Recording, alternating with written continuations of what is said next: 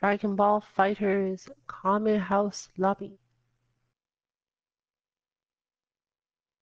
As usual, this is a loser stays on lobby.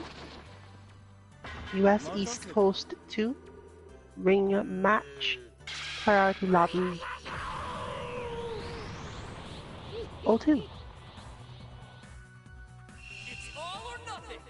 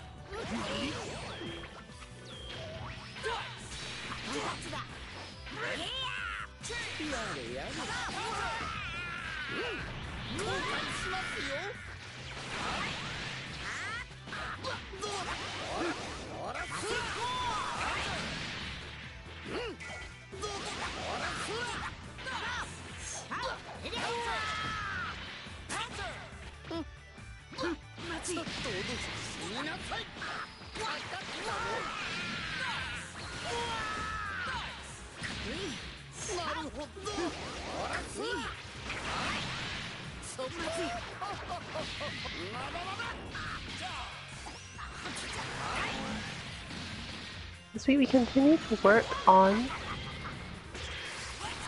all the little pieces that we've been building up for the last couple of weeks.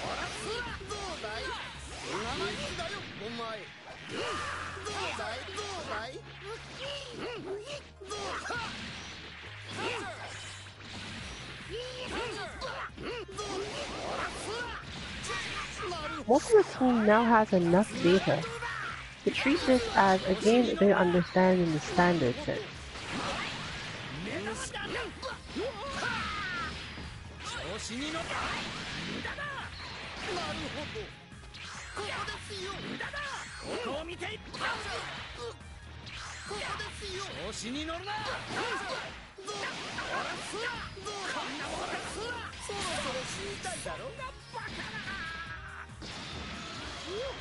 Therefore, you're a lot more likely to see slower play, actually, as people start to pick up the combos required to do their stuff.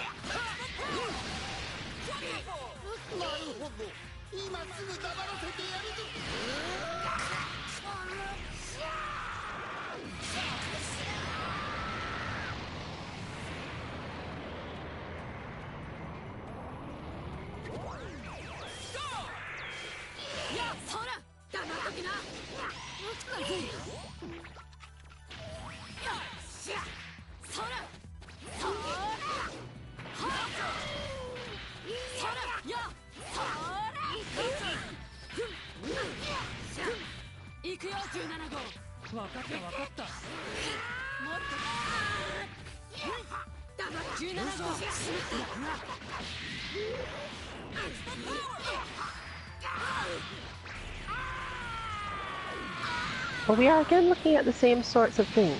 For example, we've reached the point of the match where my opponent is just going to defend and hope that they can keep me out. Because attacking is generally riskier, and if you can count on an opponent to attack you, you can make certain types of comeback.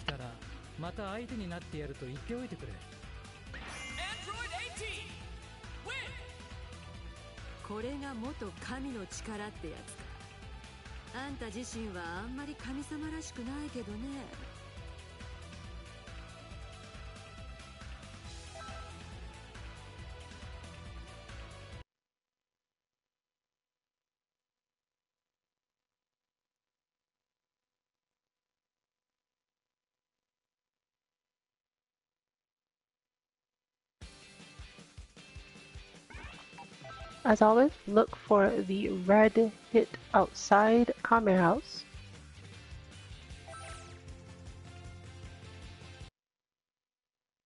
In said US East Coast Lobby 02. Again, this is a lose or stays on lobby, so feel free to join in even if you feel as if you don't know anything at all.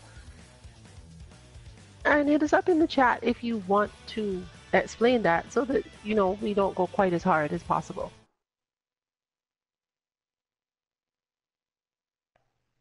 But this week we're continuing from last week's discussions about crouch heavy.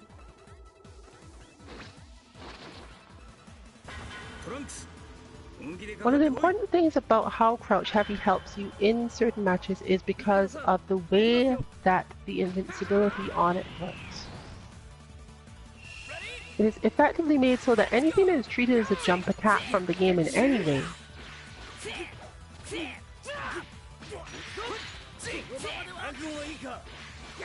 does not have any chance of taking you out of the startup of your crouch heavy.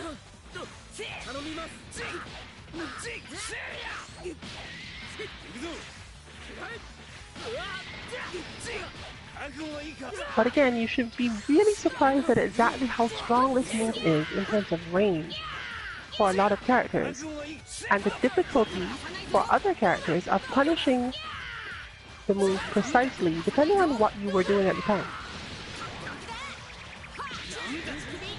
But even more importantly, being more ready for this move to happen means that you can spend more time being ready for super dashes and other forms of approach the opponent feels they can use, while still probably interrupting quite a few of their dashes on the ground.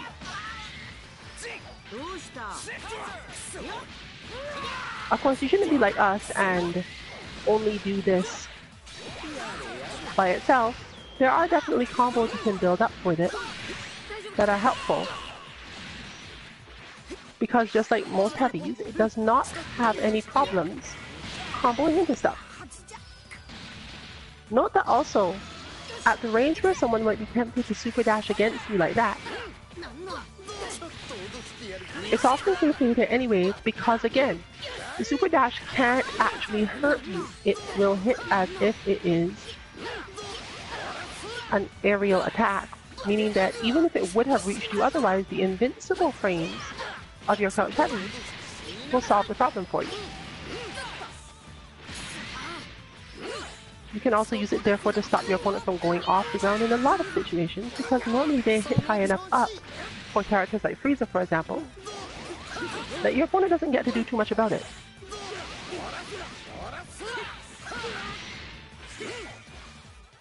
Trapping them in the corner without putting you at risk of any of their instant attacks in that position.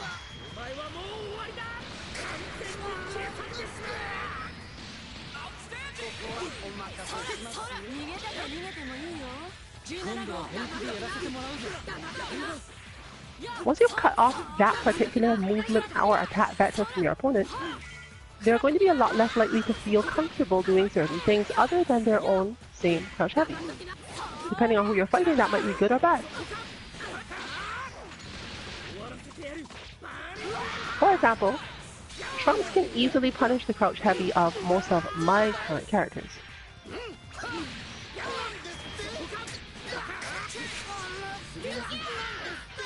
But even if done perfectly spaced,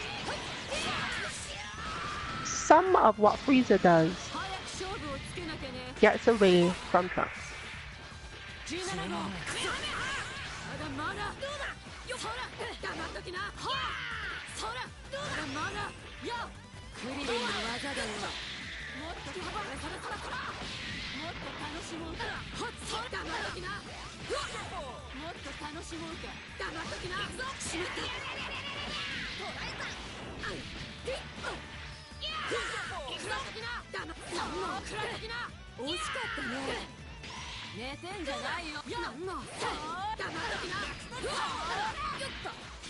However, you can't just use this move when you want, as it is relatively risk punishable for someone who's paying attention to it.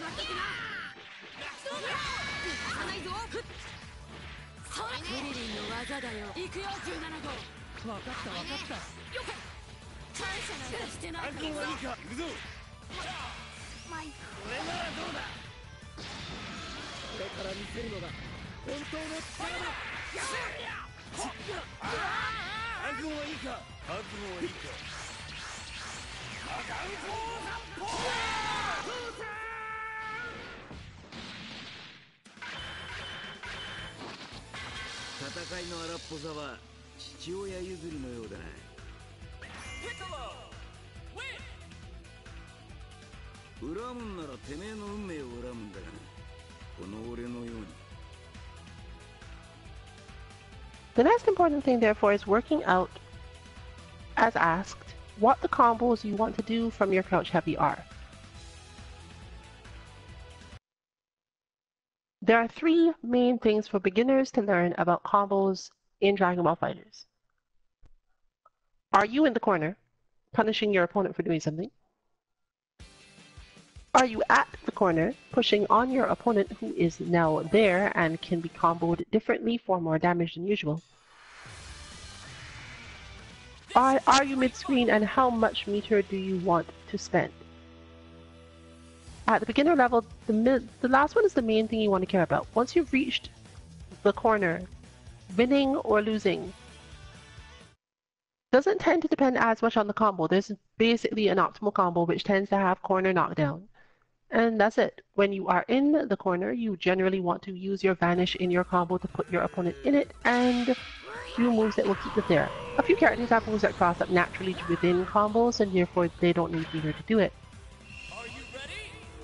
When you're mid-screen though, you have to make a lot of decisions about this.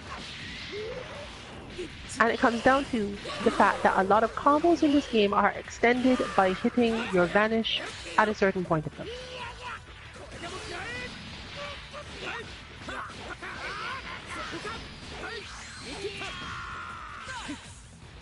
This will take your opponent out of the corner when you have already cornered them yourself, as just seen, and therefore you tend to need or want a different combo at that spacing to keep them cornered. However, on the upside, it's easier to do more damage in corner combos in the first place, so it's not really as if you have to worry too much about it. If you know the combo for the corner position, such as this, then use the meter for that. It's the same amount of meter in most cases, unless you're switching character. If you have no meter available, the situation obviously has to shift.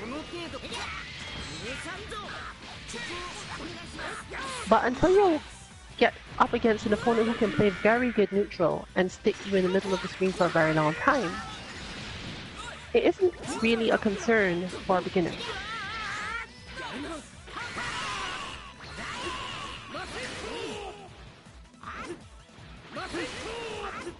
With the crouch heavy problem though, we don't know exactly where the opponent will go because the super dash that follows the crouch heavy acts a little differently than the standard super dash for most characters. The auto combo is usually the easiest thing you want to do at that space. The same auto combos are generally strong in two ways. They help you create a situation you want when you're in the middle of the screen, and they don't drop your opponent into bad positions for you when you're in the corner.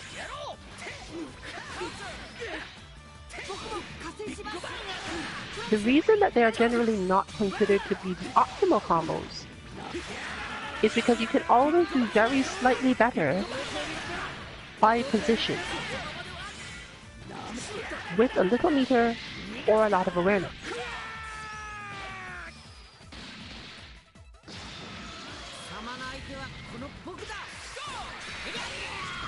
This isn't even always true for certain characters though. There are a few characters in this game where if you can land their auto combo in neutral, just do that auto combo. There's no specific benefit to doing something else.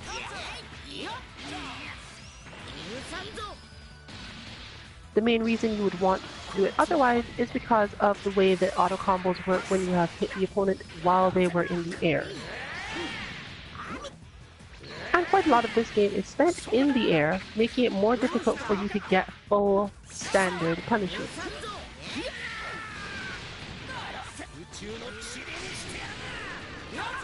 This is, however, not true for most of the good hits off the standard crouch heavy.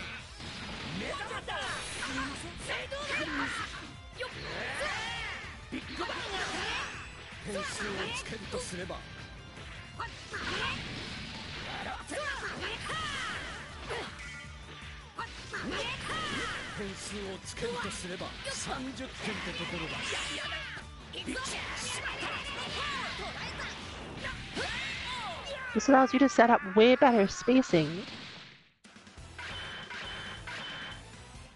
and spend more time thinking about the spacing you'd want.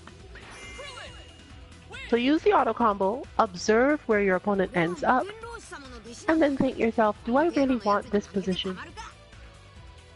Given where I started this combo, would I prefer to end it somewhere different or end it with my opponent and I somewhere different? And this is very character dependent. It is also style dependent.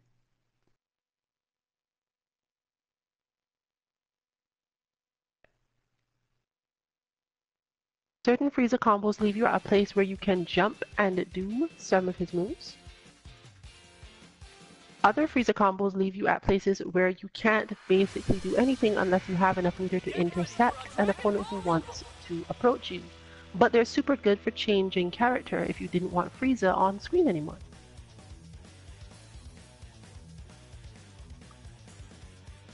Opponents who have no long-range attacks suffer more at that space without Frieza having to leave the screen either. Just win by continually zoning them out and being frustrated with it.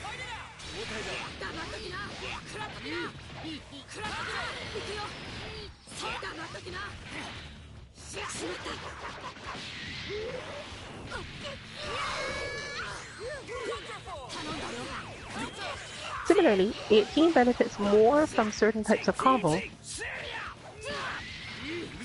in the air simply because she's ambiguous on landing. Whereas with Piccolo, you don't really want to be ambiguous on landing in the first place.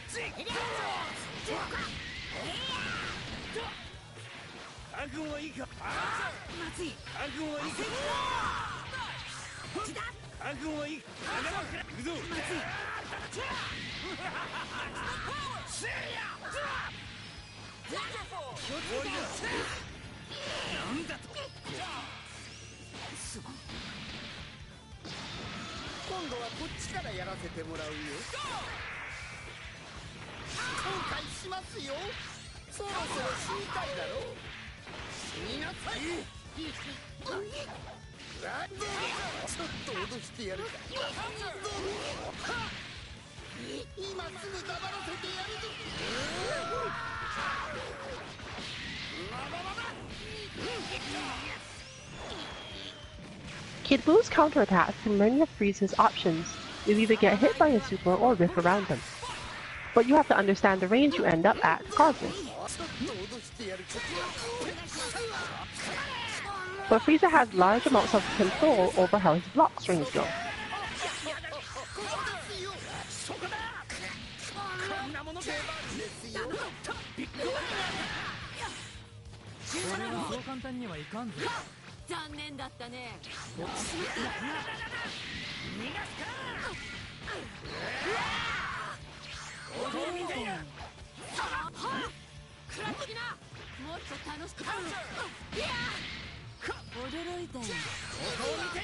So once again, as mentioned, we're at that part of the round where my opponent's general perspective and mindset will be to defend as much as possible and wait for me to make mistakes.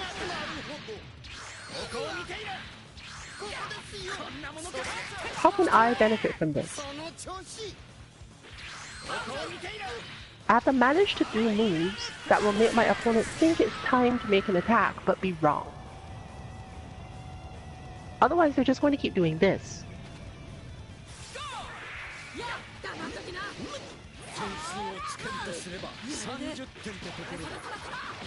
At that point, my best option becomes dragon rushing at very specific timings and spacing.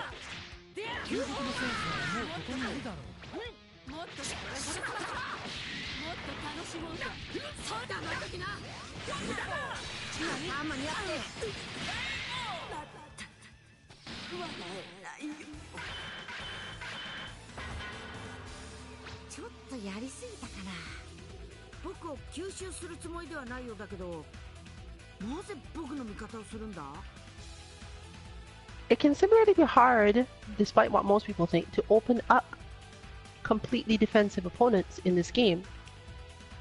Because while you can hit them with the vanish, as we always say, raw vanish is not that rewarding.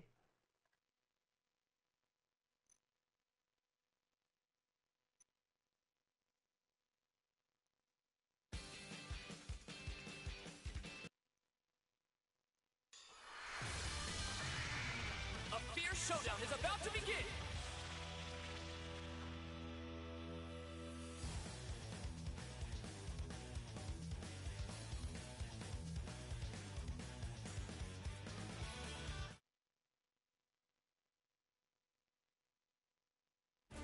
It appears we have Goku Black, and Goku Black.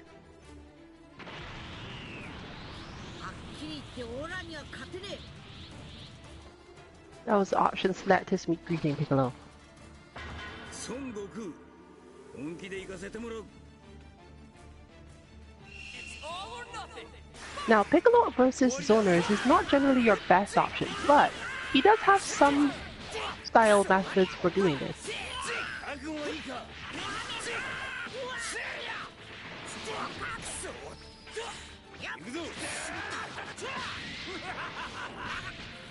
It mostly depends on both his assist and the fact that he has really long normals at particular ranges.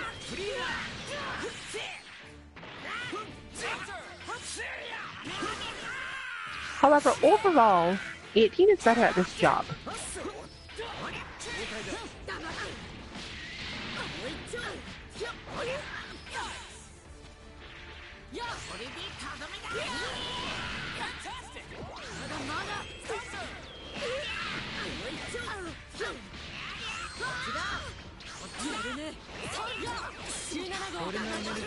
And your opponent has no reason to want to come to you.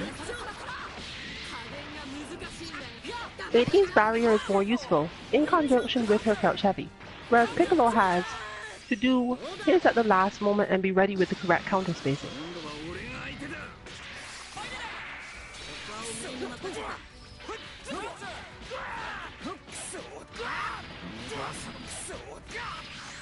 Therefore, if you mess up the spacing, you won't be able to do very much.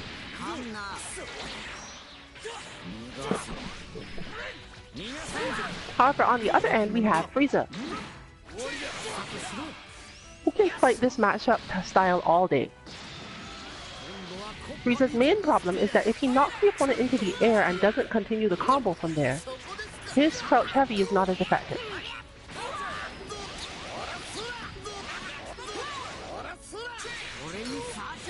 And since his opponent's long-range mix-up capability comes from them not being in the air to begin with, he has to end his combos differently.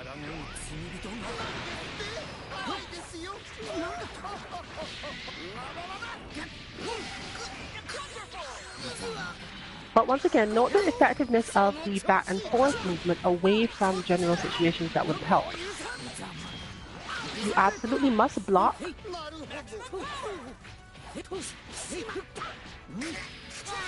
And after blocking, you have to understand where your opponent is likely to be as a result of your block.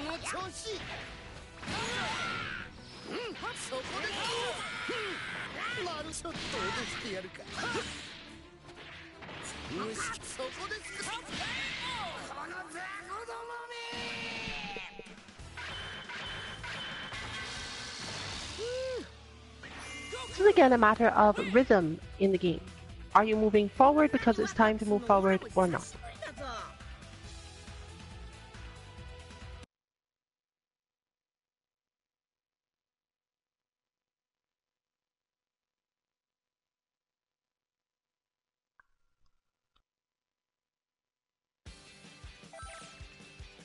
So let's look at this from the other side. Time to begin the match. An opponent who does become defensive, but uses the defensiveness to block out certain things and counter them from there, rather than waiting for an approach and intercepting that approach.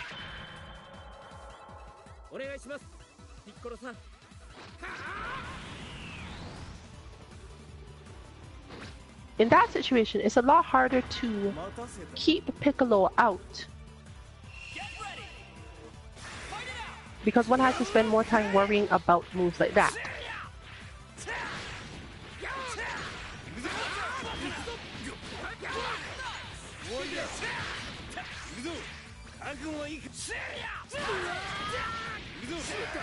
Note the spacing movement, the tendency to move backward, even when close, even though Piccolo's probably not going to manage to do anything much to you for this.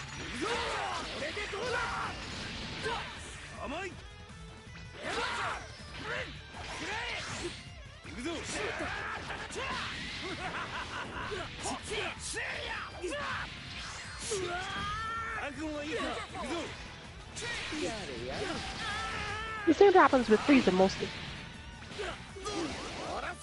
You can watch for the moment where the opponent thinks it's time to defend, and even if you fail to take advantage of it the first time, they're probably still in that mind state.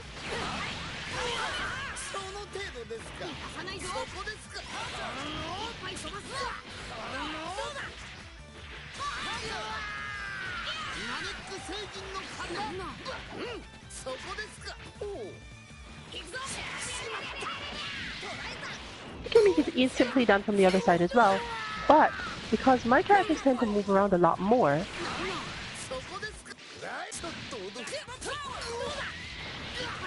the situation shifts more often. You have to be more dynamic about it.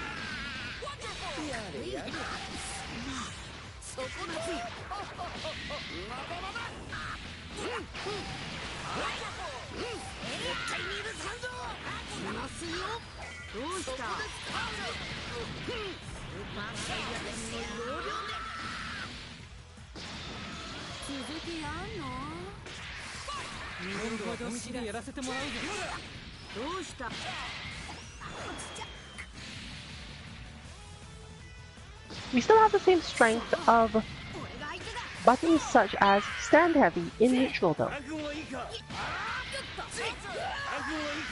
Those are exactly the sorts of things that you use to stop the opponent from making those particular types of movements.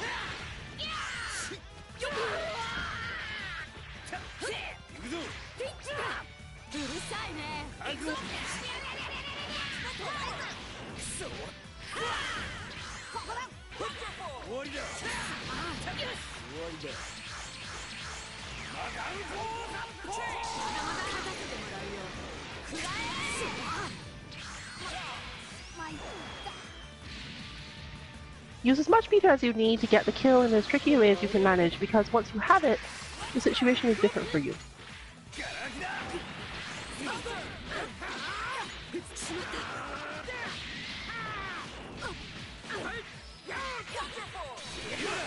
Especially for characters whose meter disadvantage doesn't matter as much. Piccolo can create knockdowns out of effectively nothing. And it's super hard to hurt for trying it.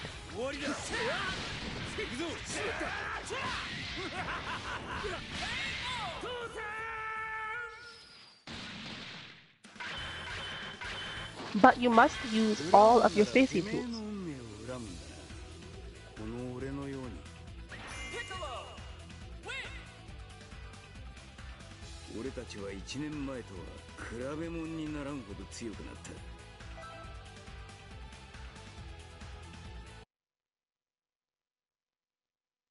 So we're back to a previous lesson. When you are facing someone who you think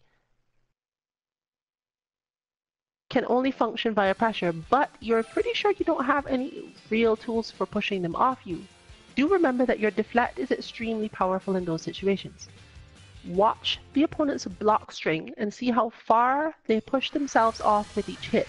After a while, you'll be able to recognize which hit in the block string you can use as your deflect marker point, because your opponent must stop their pressure at least long enough to bait you when you try to deflect them. And since in most cases in this game, being under pressure means you're going to lose anyway, due to being opened up eventually by a good player using a good pressure character, you don't have to worry too much about it. Your opponent will then attempt to go for the Dragon Rush, but because most buttons will stop the Dragon Rush more or less the same way, you can wait for a slightly longer delay, see it, and hit the Dragon Rush there. Generally, the only people you tend to Dragon Rush against in your own pressure are people who just never stop blocking. So you can help keep your opponent on their toes by doing more of this. If you want to actually get rush on them, however, you're looking back to where we were before. A spacing in which you almost would think it was a good idea to hit your stand heavy, but you're pretty sure your opponent will block it. Especially if your character doesn't have a long sliding crouch medium. Basically, your opponent cannot react to you moving forward if you use your crouch heavy or stand heavy often enough that they have to identify this, which means that they must then think that not every forward movement has that meaning, and will have to block at spaces that they would otherwise have wanted to get their own offense started or hit buttons. If you can get them to not hit buttons, the chances of them getting out of your Dragon Rush become a lot worse. This is particularly good with characters whose stand heavy is not quite so long but leads into good things. And it's most helpful if the stand heavy does not look like anything else, or doesn't stand out particularly. Both of those sides of the coin are bad. If your stand heavy looks too much like another move that your opponent thinks they can beat, they will try to beat it. Meaning that both the stand heavy itself might lose and the Dragon Rush might lose.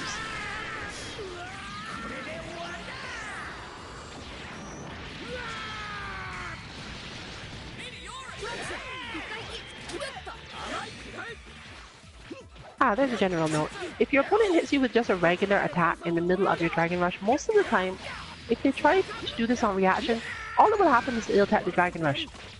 The way that the class system in this game works toward buttons means that any button that would have collided with a Dragon Rush will tech that Dragon Rush rather than actually hitting the person. They have to be fairly early on it and hit you in the startup of it. So it's never possible to do it on reaction for most characters, and since they can't deflect the Dragon Rush in the first place, you don't have too much to worry about there.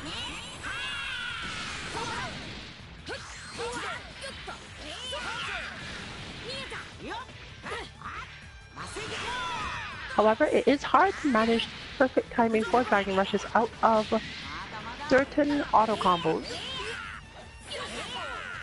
and certain pressure strings. And since your opponent is the one watching for their time to counterattack, you genuinely won't get a lot of stuff out of those in terms of catching the opponent. Your better bet is to stop your own pressure string really early, because your opponent is already conditioned, probably, to block the whole thing.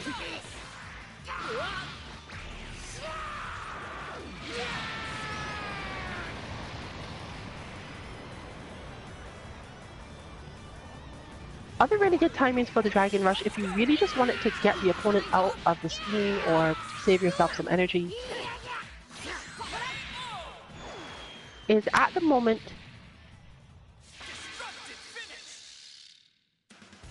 where they have just done something that they figured they would be punished normally for, but you can't think of a good punish or don't have enough damage or meter to get a good punish. Your opponent is likely to be blocking at this point anyway, so your aim should be to Dragon Rush then, especially if you wanted to get them out of the screen and switch into a more damaged character, or just build up the meter that you get from the Dragon Rush, which is nearly a bar worth.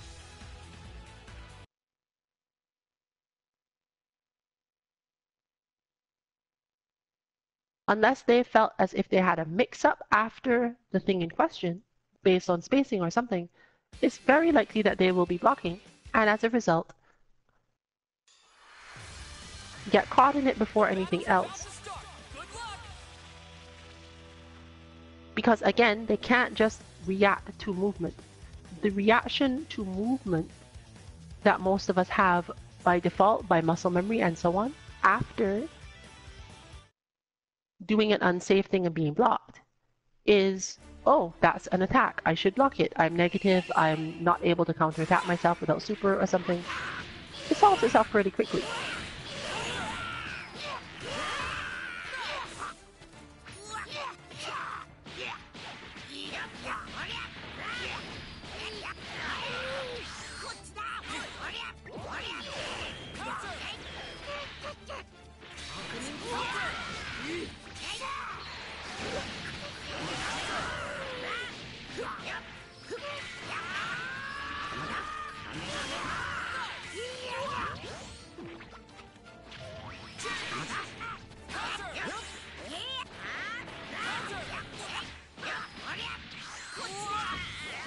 By getting back to the 2H question, do remember once again that we use this primarily to make sure that we feel in control of a situation in neutral with the opponent in the air. Their effectiveness at that point is not even possible. No aerial attack in this game that I am aware of is supposed to hit from that position.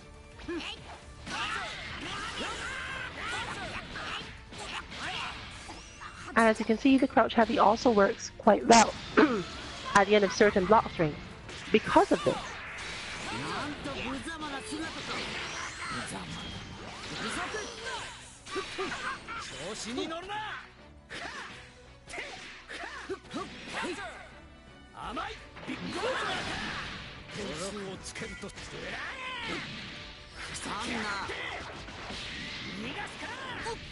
That is the other moment for relatively perfect Dragon Rush spacing. Your opponent believes that pressure is going to continue. Usually with good reason.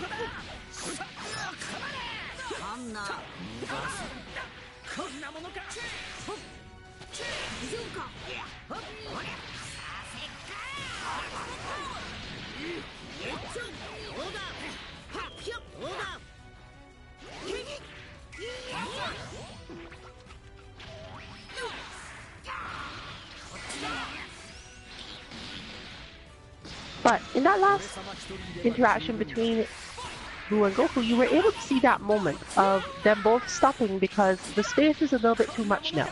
Neither gets to continue much of anything. What exactly the space is differs by character.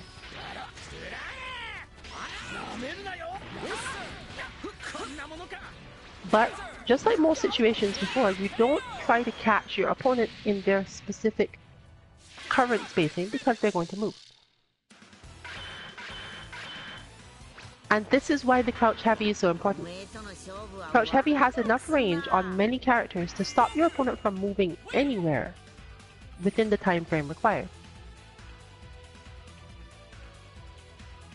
However, obviously it is still a relatively large risk to do it, especially at spaces where your character themselves don't have enough room to not whiff it. Sometimes it is equivalent of a hard read, making sure that you actually came out of things at the same time they did, and rather than expecting them to keep on attacking and needing to hit deflect, You expect them to try to mix you up or get around something, and you hit the crouch heavy for that reason. This is particularly effective on beginner players who have not even learned the main strategies for the game yet. This is because at that range, they are more likely to spam their super dash and literally get caught almost instantly by most stronger crouch heavy moves. There are some super dashes and some characters that don't work quite the same because their optimal range for it is outside the range of nearly anyone's crouch heavy other than Trunks and Frieza. But if they keep on trying to use a super dash there, you probably could just get out of the way in some other way, given that you don't care.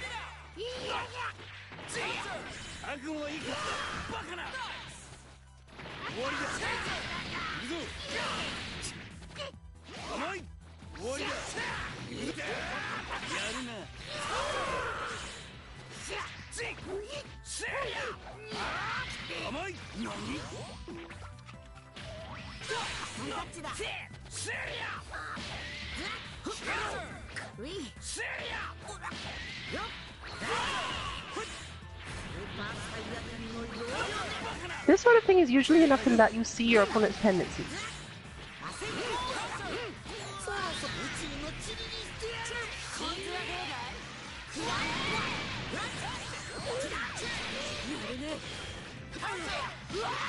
For example, in this case, I know my opponent's tendency, once knocked away from me, is to do their long-range attack.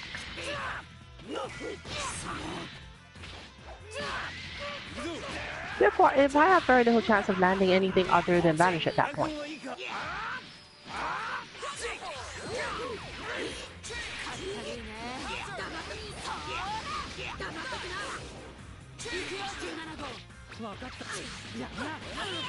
Oh, Scott does not catch incomings that way.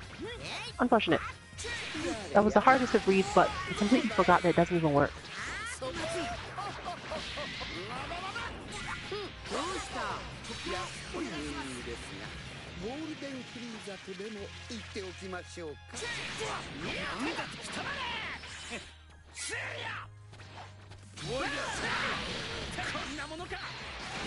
The longest range attack.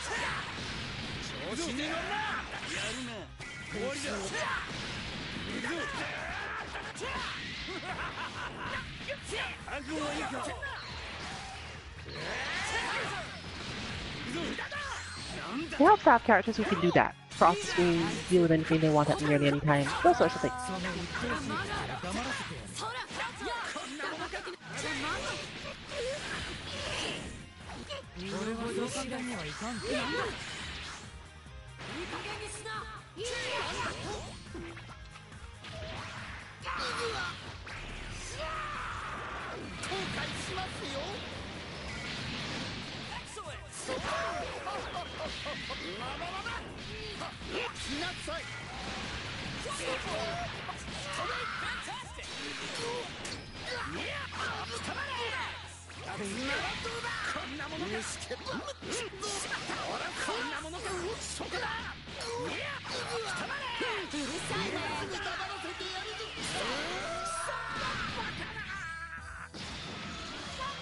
Once again, use your assist to cover all the spaces you can't cover naturally.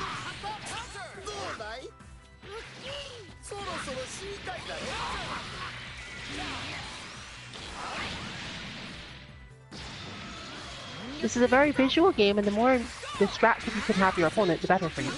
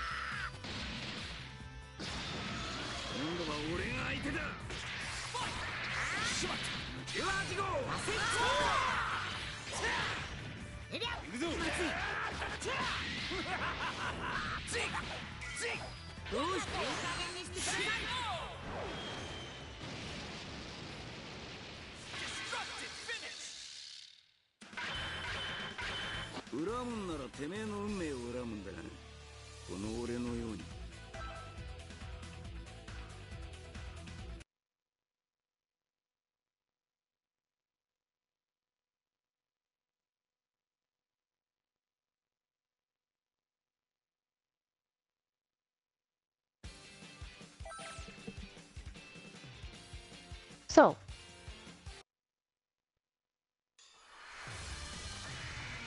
we have to put back together everything we've been learning from the very beginning, as mentioned in the last match with the assists.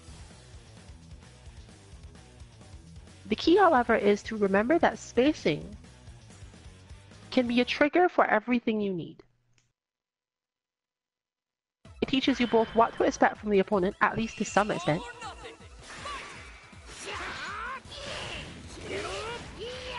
and it informs how you should take on certain matchups. For example, you saw there Kid Buu using Crouch Light in the position of being knocked down after Krillin stuff. This is actually fairly effective for Kid Buu as compared to his other options, because he tends to get tossed about a little bit more easily, and Krillin's combos don't necessarily space you all that well except in the corner. Understanding where your spacing is in those positions matters a lot.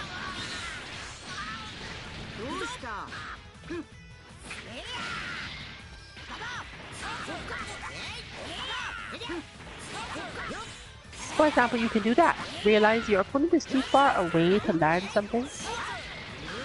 If you super dash, and use super dash as itself a method of getting out of an attack when they are approaching you. If you don't have any good up-forward attacks to stop them, or your crouch heavy is a little bit weird, you can also learn that rather than using the crouch heavy, if you feel as if it would whiff because your opponent isn't quite in position yet, then your own super dash is often a good option, because unless they were super dashing themselves, and that was why you needed it, their positioning is likely to fall a little short, which is why you cared in the first place.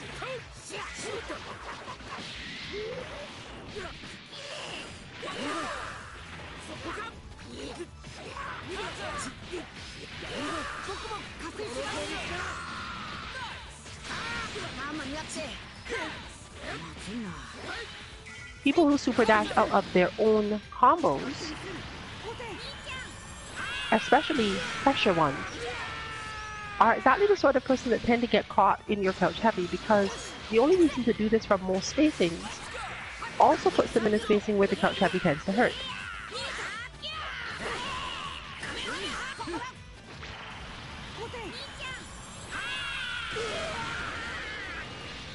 You need to force the sparking. Doesn't seem that it's going to work that way. In fact, the benefit comes out the other side.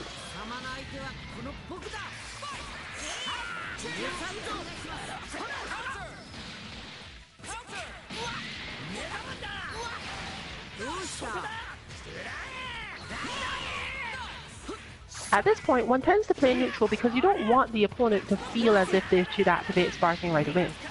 You want to wear them down a little bit more with health to do stuff like this and make them think of it then.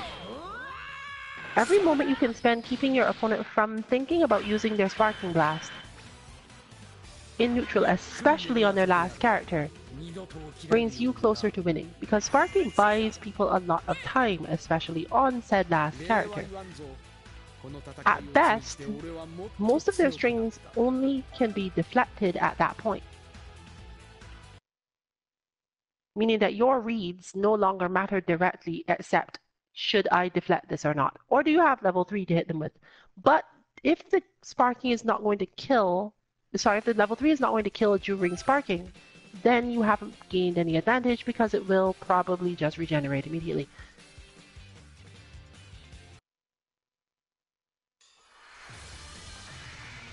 A fierce showdown is about to begin.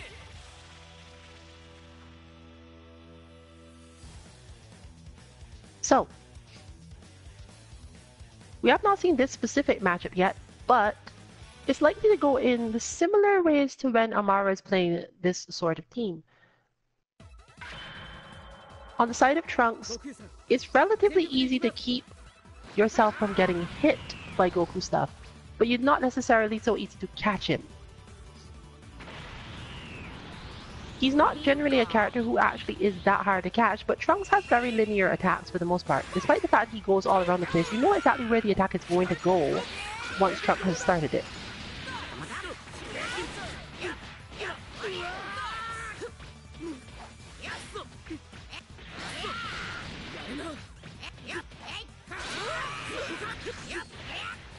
And there's the crouch heavy to solve at least part of the problem, as usual.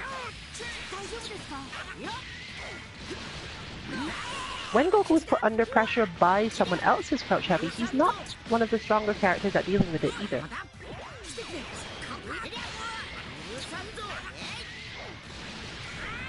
He has very few mix-ups of that type, for example, making it relatively easy to lock him out.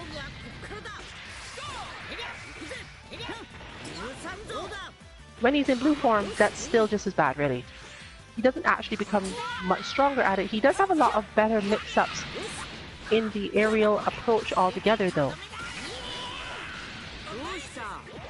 Meaning that he doesn't have to use the super dash as much in the first place.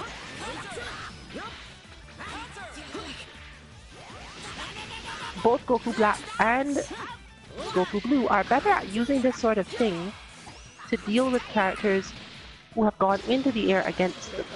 Their super dash potential increases when the opponent is airborne because as long as it's blocked, which it usually will be,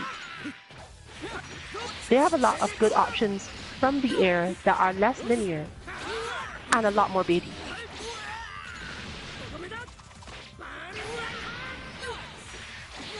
Therefore, against them, when you feel as if you are having trouble with their super dashing, stay on the ground,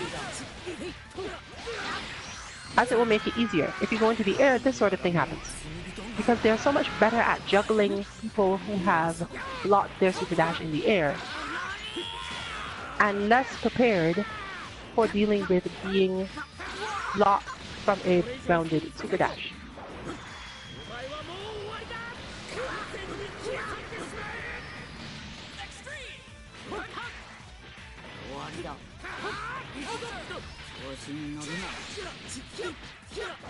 The same thing happens because of the discrepancy in how plus a character's crouch heavy is. Cancelling super dash out of certain moves is fairly dangerous. Is this going to bait the sparking? There's enough meter on that side that it's not even baiting, you might as well just use it.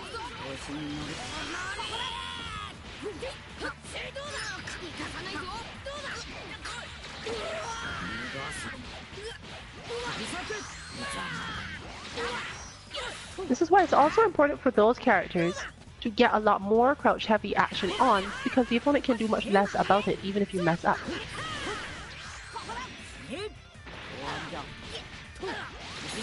But, once again, anti-air super dash leading to confirmable, controllable damage.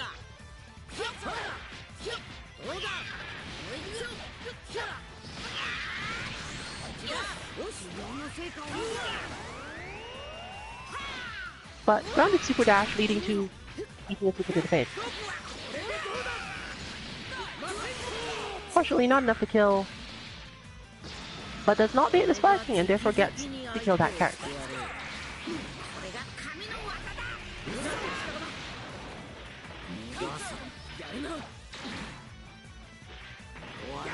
It's important to know which of these characters in this game you absolutely need to defend their super dashes, namely Brawly and Android 16. And then you're better off just not bothering and letting the super dash hit you and then doing what you want. This changes in sparking because you have to remember that in sparking, super dash is plus in a different way and you have to deflect after it. You can still get away from most combos that they're using in those situations though. But do remember where your opponent's strings end and a deflect at that moment. Or I guess level 3. But again, if the sparking was going to keep going and level 3 was not going to kill, that would have been a complete waste of energy.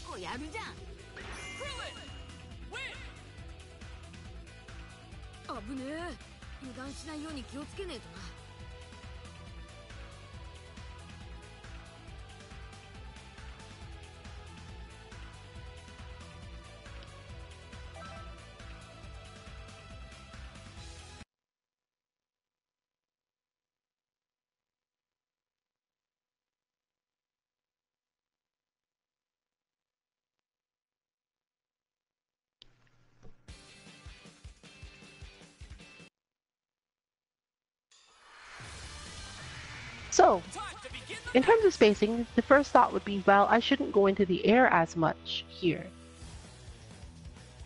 But since Piccolo doesn't have any zoning at all, he's not really the character to be starting this off with, in the straight sense.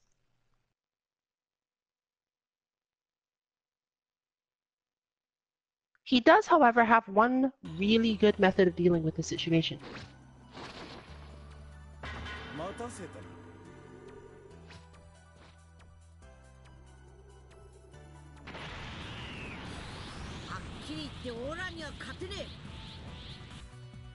It's all or nothing.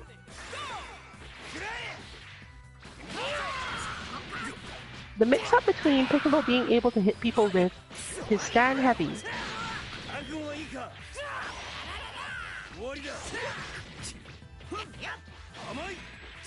and his counter is enough to at least somewhat help in this sort of matchup. But again, lock on wake up, people. But let's solve the problem more effectively. Frieza doesn't care about any of this. Because again, remember, it does not matter if your opponent reaches you or not if they're coming in from the air like that.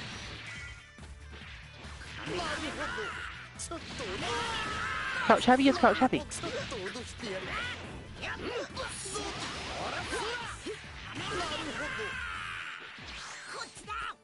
You can force your opponent to therefore defend a lot.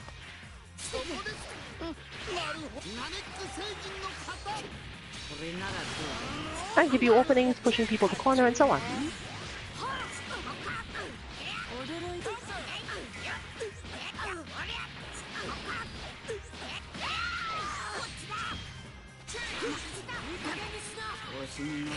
But as you can see there, for example, 18's works differently. She can't actually do that. So you need Frieza again if you really think your opponent is going to switch back to Super Dashing. Of course, they will in turn switch their strategy.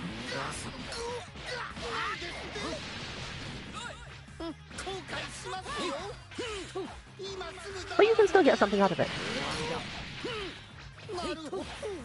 Regular moves, however, can trade with Frieza's crouch heavy, causing shifts in the play.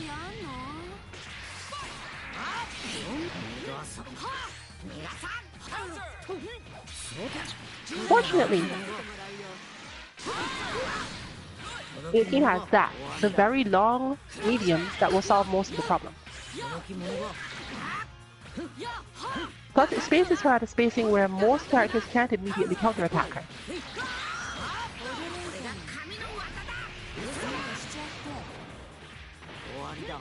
She's also one of the few characters that gets away from and does not have to deal with certain things in the air after blocking this sort of thing from them.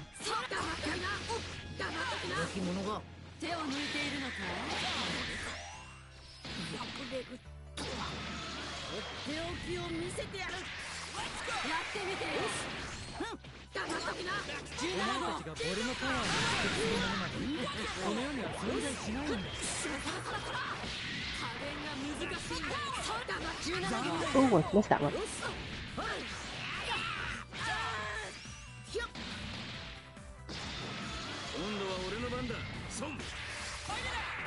Piccolo also has similar long lows, but they're not usually enough to solve the problem.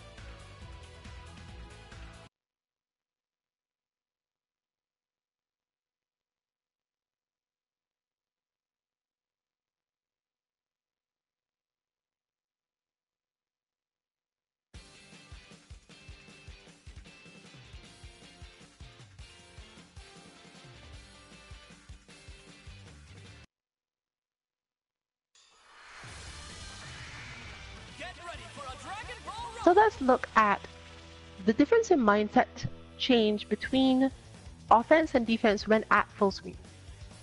We know that Raw Vanish will not necessarily help you get started in most characters' cases, and head-on attacking can be countered by a lot of things. So, how do you get in from full screen when someone has put you there?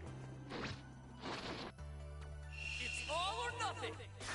It depends partially on how long their attacks are.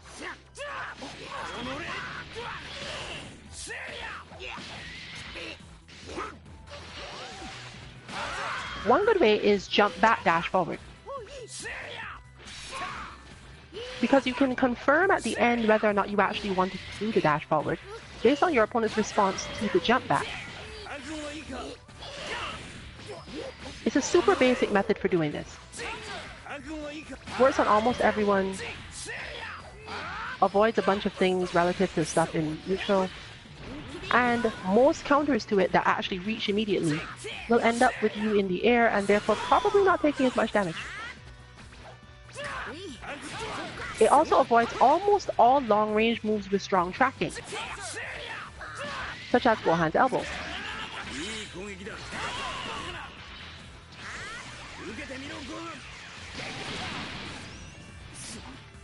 For example, there would have been a better option to do that.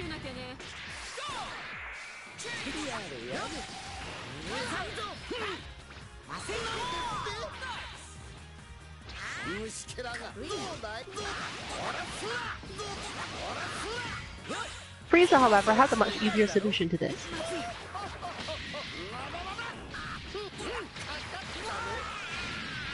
Full screen ground explosions. Note, however, that only Frieza's EX is actually full screen.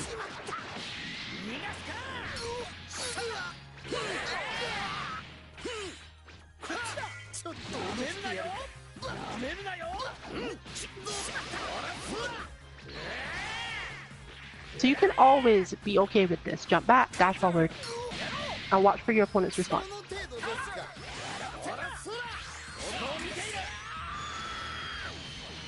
Raw Vanish will catch you, but at that point you don't care.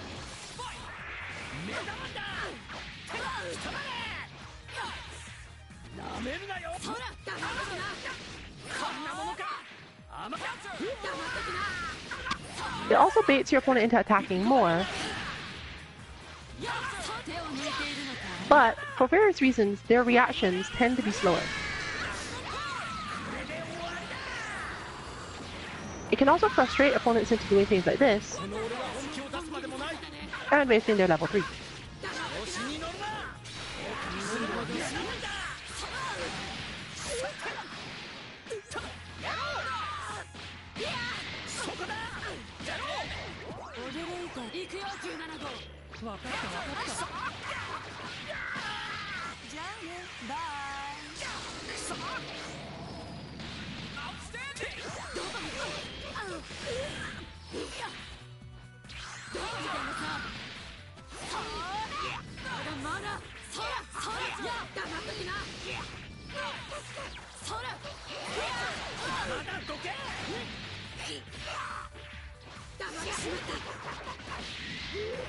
Be careful of doing this as a response naturally when your opponent is too close to you though, as they can often counter that version.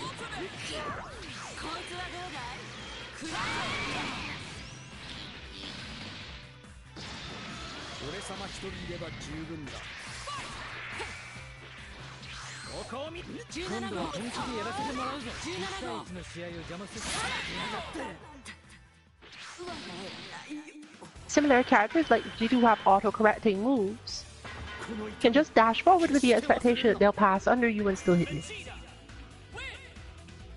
That is super important to this, as you just realized Vegeta will turn around.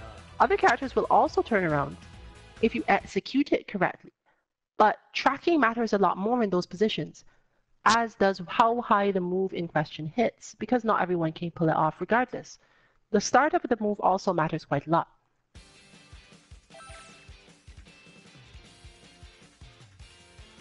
Yes, cross-under moves entirely, the ones that cause your character to do two different moves depending on which direction you hit.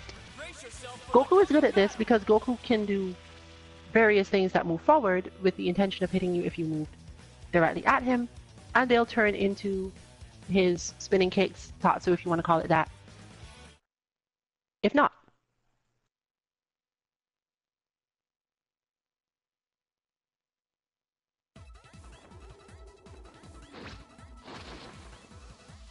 Trunks, 本気でかかってこい。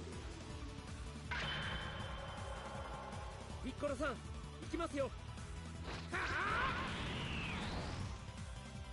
Are you ready? Fight it out! やるな。なんだそこか。行くぞ。甘い。くそ。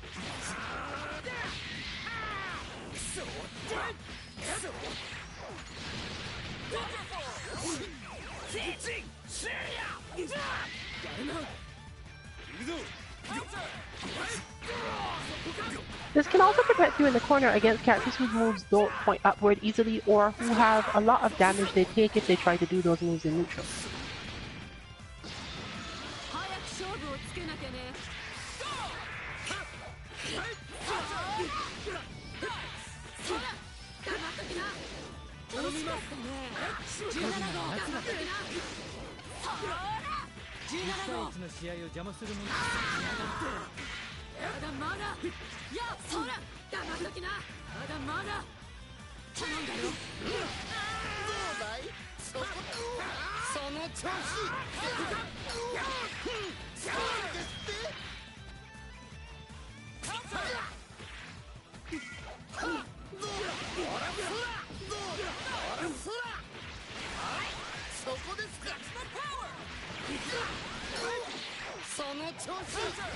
You have enough time from your own jump back to determine whether or not you should do various approach options.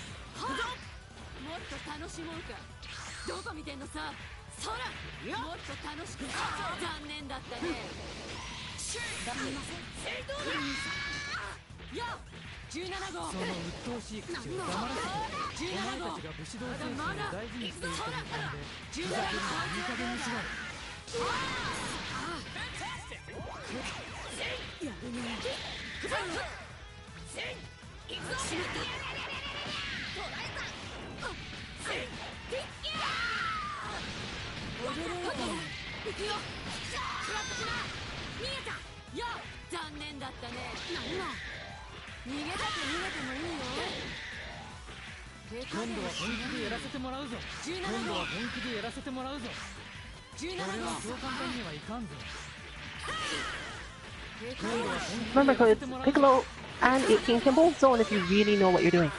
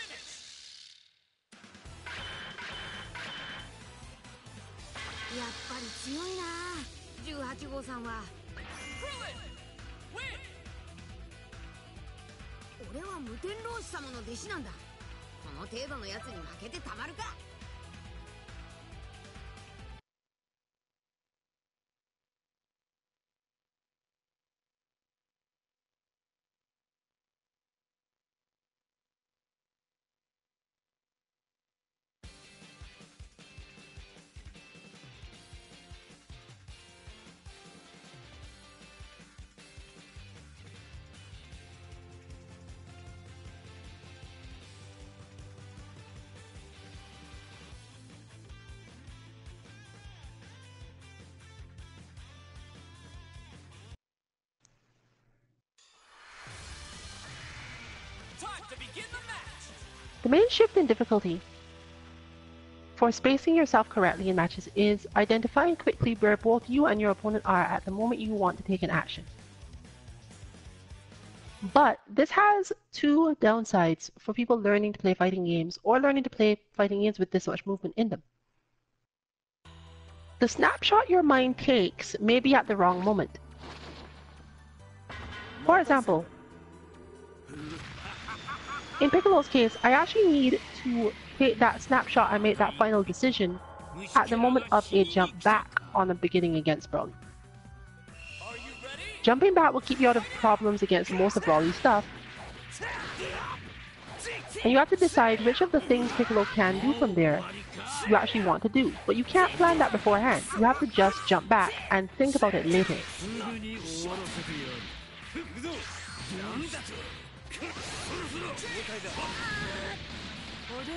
Similar for 18, who has even less air options than Piccolo. Because you can only actually space 17's attack at a certain height and expect it to work. It has no cross-up potential either, so you're usually in trouble.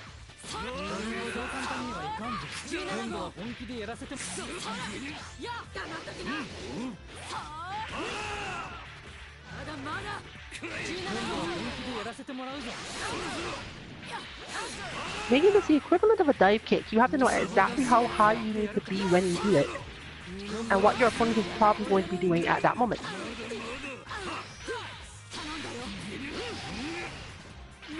This is actually similar for Frieza, even though he does that. Because if you jump with the intention of doing that move, your opponent has tons of way around it. It's extremely linear.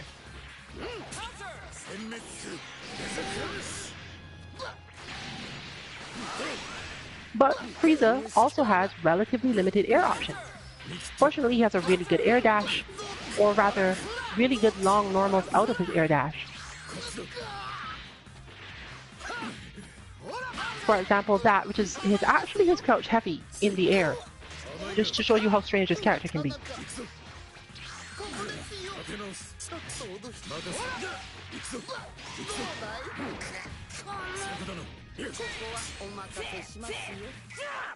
Piccolo, on the other hand, has moves to do in the air.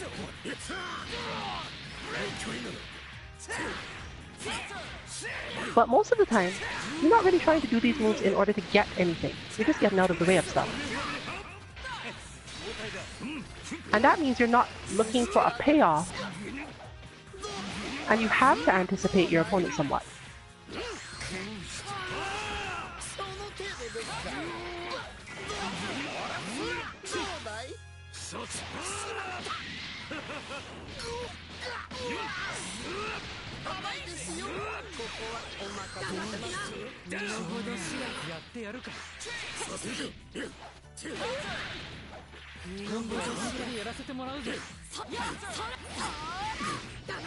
Now, as you'll note, when your opponent is on the ground, 17 will usually find his way. But you do have to be careful because this move also is based on tracking and can miss for that reason.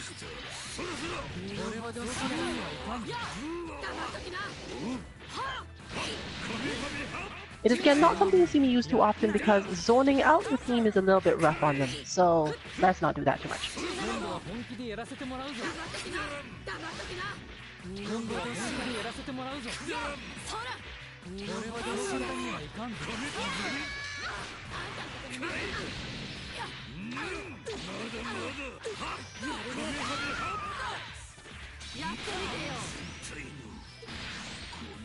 Adding to that the fact that when 18 is in main, she has two backup zoners to help her even more. Makes the entire thing just a painful experience if you don't actually understand the spacing that you can get in on her from.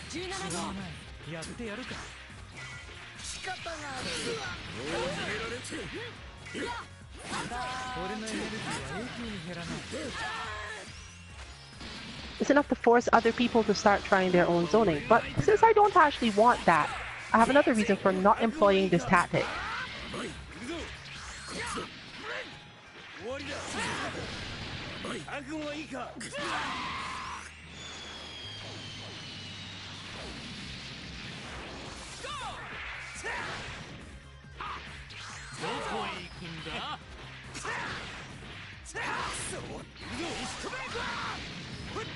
As you can see, the payoff is usually small.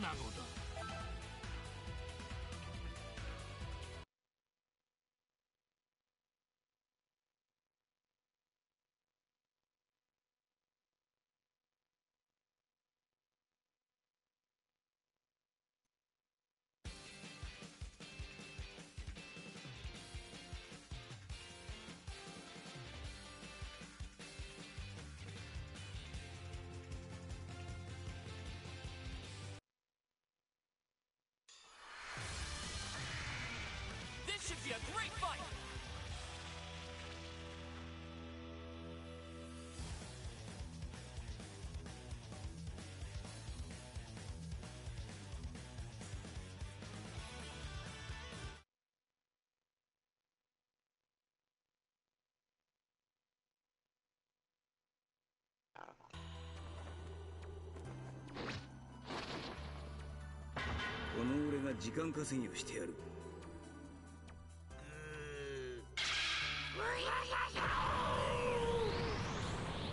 Sometimes though, you don't actually have to do the jump back part.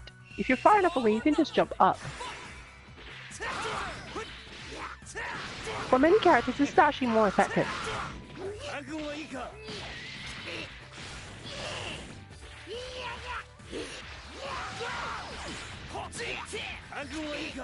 Because they get more out of their potential positions after their own air recovery. Meaning that if they get clipped by attacks, they have to worry less about it.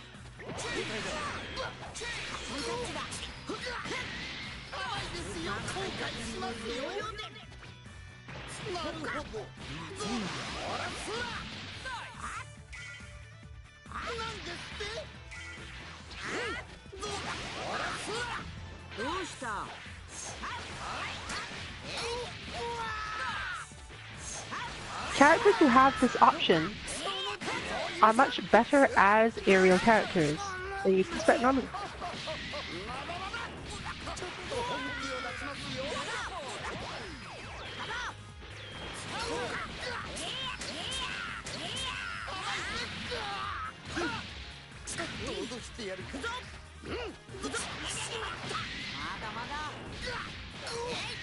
But I'll stop attacking for a bit because obviously that's going to become the thing from before.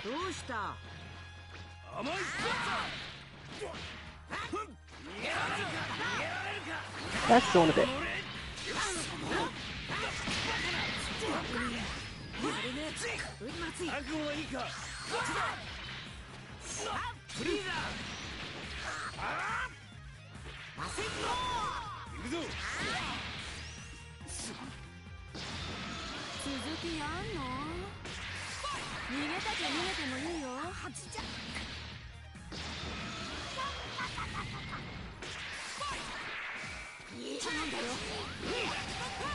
Against Kid Buu, you need a zoner who does not have to be on the ground. But there's a shift, so I guess not.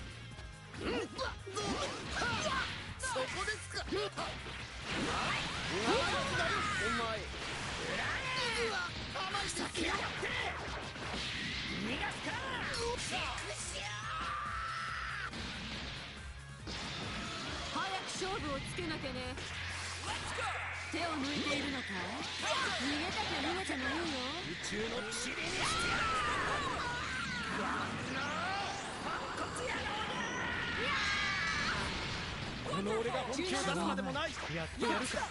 今度は本気でやらせてもらうぞ。こんなものか。身の程知らずやってやるか。やるね。しょうがない。やってやるか。今度は本気で This is what I'm talking about in terms of ability to use your own air recovery and do other things. If you have the timing down, you can use your air recovery with 8 moves to do it. この痛み決してその痛み決して忘れるな。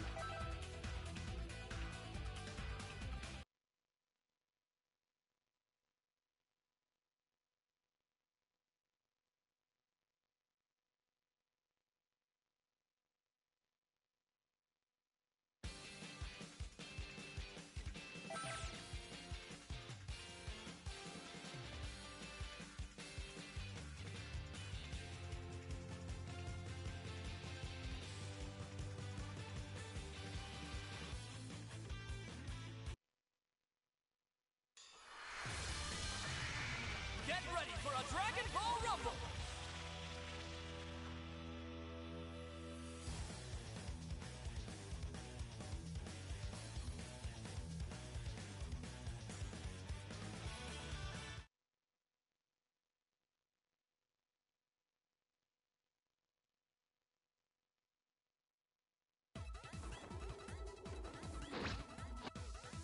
Get ready!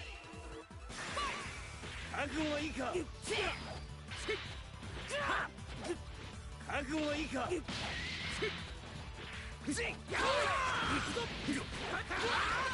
わりだ。行くぞ。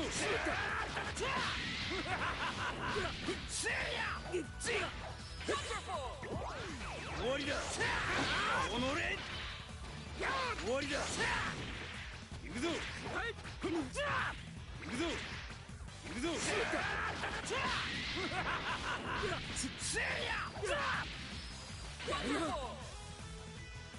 頼みます。終わりだ。行くぞ。行くぞ。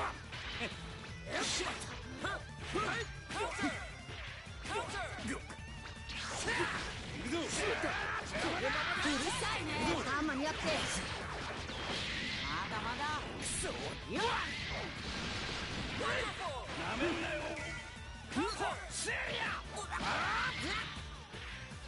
よっ。どうした。うい。覚悟はいいか。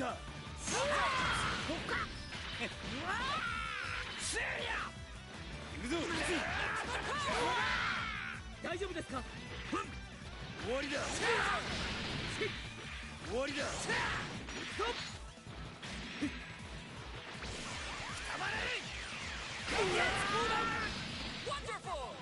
終わりだ。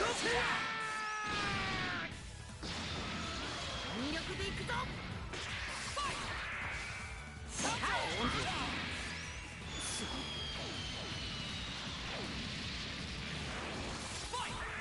身の程知らずやってやるか。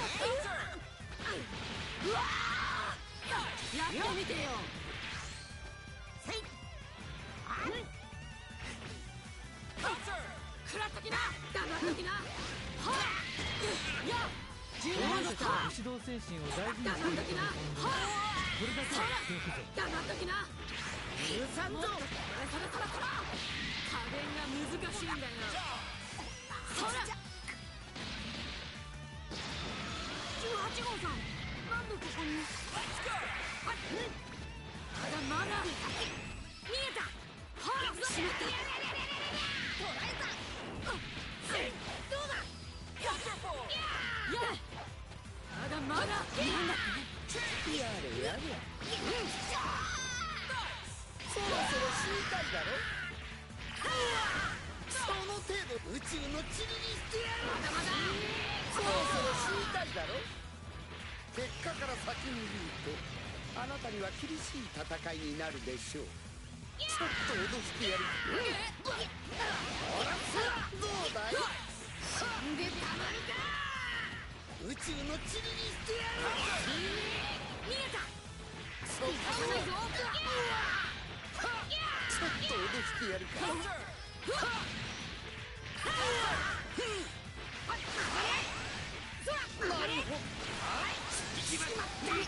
めまいが甘いですよ。なんのなるほど。なんの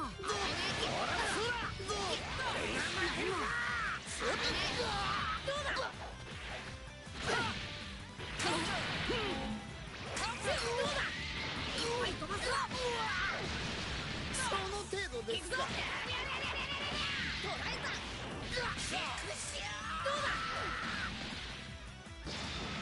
早く勝負をつけなきゃね。まだまだしまった。見えた。やるね。まだまだやってやるか。黙ってな。まだまだもっと楽しもうか。残像だ。逃がさないぞ。逃がさないぞ。驚いたよ。クリリンの技だよ。究極の選手ならもうここにいるだろ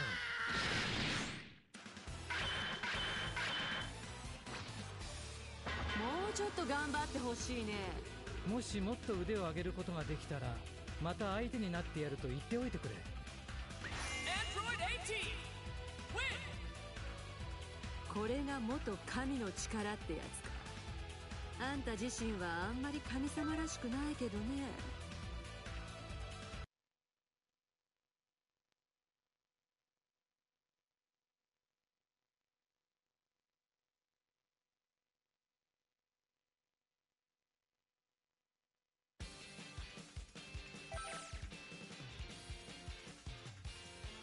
Once again, we have our matchup rotation with Gotenks, Cell, and Vegeta joining us. Which means this is also the part of the stream where we start to talk about matchups again. Get ready for battle.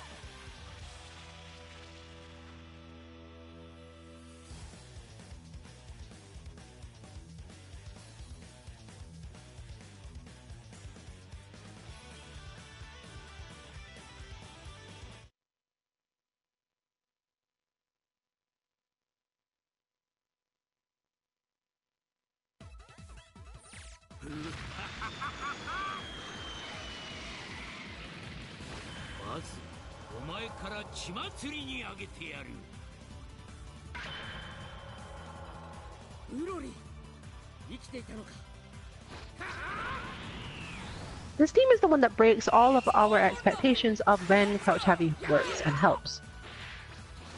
Both Broly and 16 are able to use various moves after their super dash to change their situation fairly heavily. Basically, to them, you blocking their super dash is a mix-up for them to apply on you. Fortunately, it's not terribly difficult to win mix-up. You're not particularly at disadvantage. The problem is how much damage you take relative to most other characters when you guess wrong, without them having any meter or setup or assist or anything. They're just good at capitalizing off that if you do end up failing it. So you have to be a lot more careful about making sure to counter the super dash on the way in. Since they also tend to do decent damage off super dash in the air, at least if they hit head on, getting off the ground to stop it from bothering you is not really as much of a defense as it is against certain other characters that work like this. Because they are not relying on grounded combos to save themselves in those situations.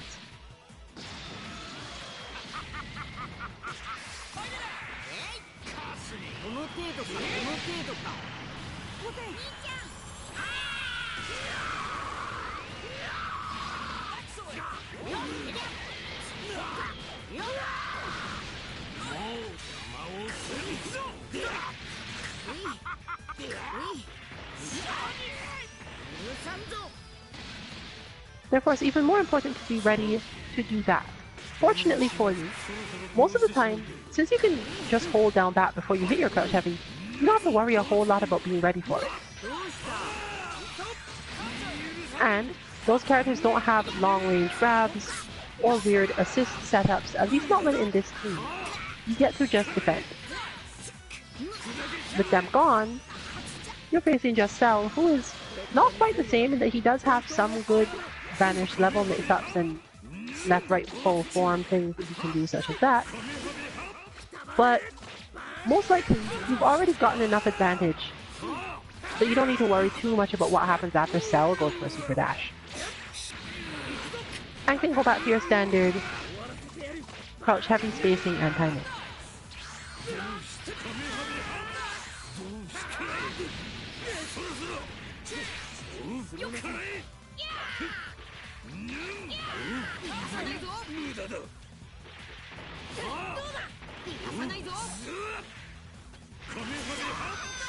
Against those characters, you have an actual free get out card, but you can't not take damage to do it. You can minimize the damage you take. If your response to being forced to block a super dash is to use a jump back attack, many of the things that Broly and 16 would otherwise have used get you out of that situation. However, you don't really get to do much else.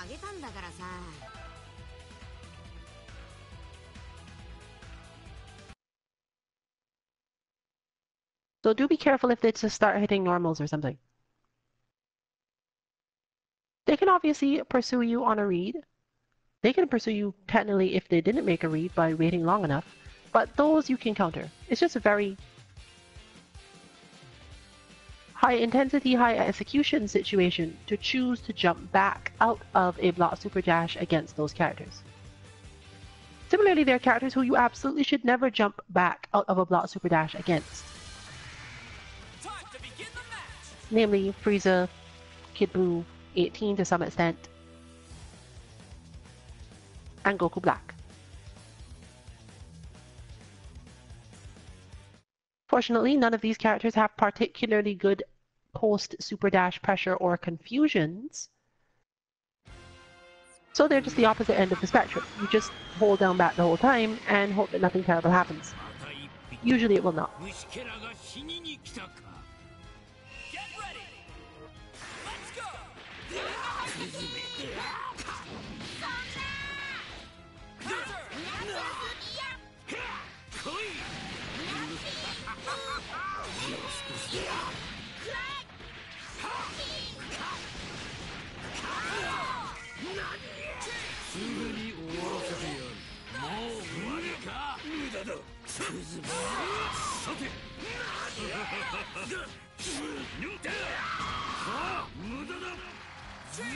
This means it is up to you to decide whether or not you consider trying to zone them out entirely to be a good or a bad plan. If you can react to super dashes while being distracted by assists and other such things, then doing this may be to your advantage. However, note of course that these characters don't really need a lot of meter to be effective and therefore tend to build up enough to do a lot of vanishes.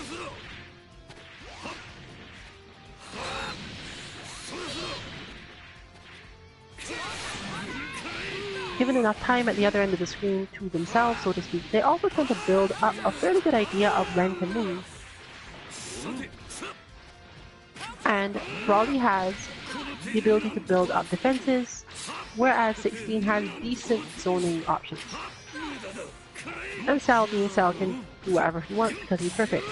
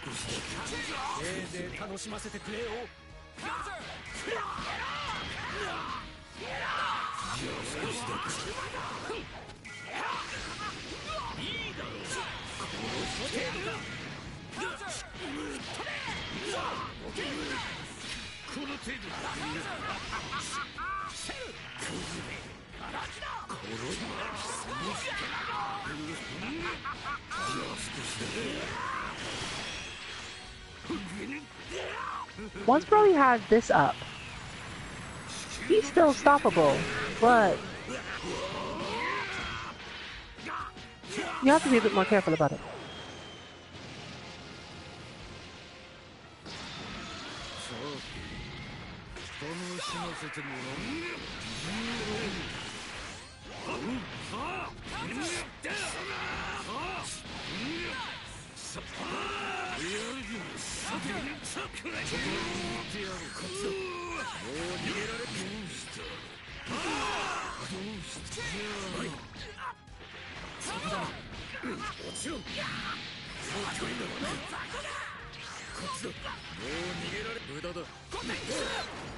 It can be to your advantage to spend a lot of time watching the meter of this type of team, so you know how much you have to worry about being vanished onto.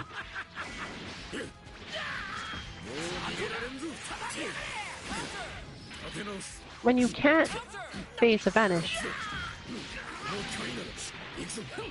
you can take a lot more risks in your own movement, or just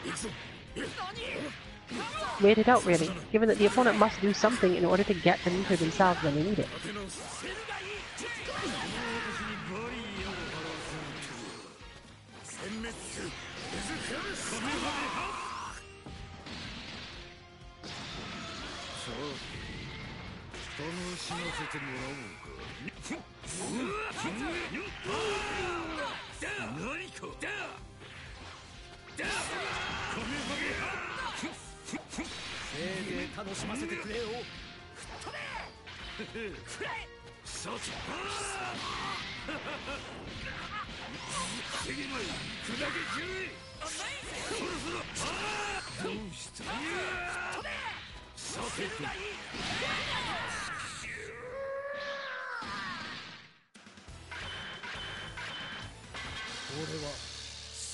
Vegeta!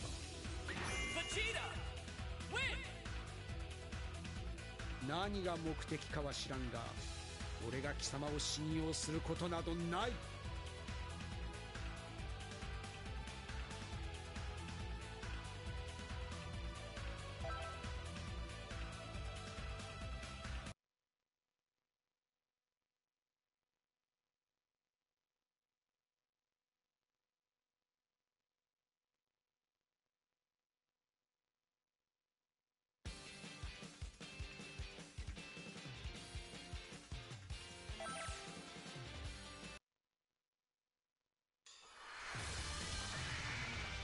The outcome of this fight is anybody's guess!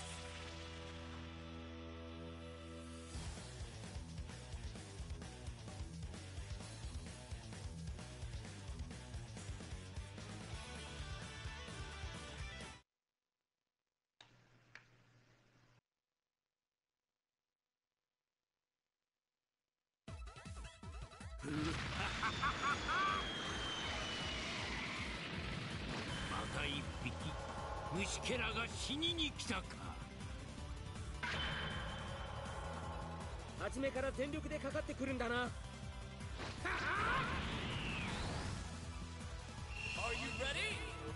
Fight it out!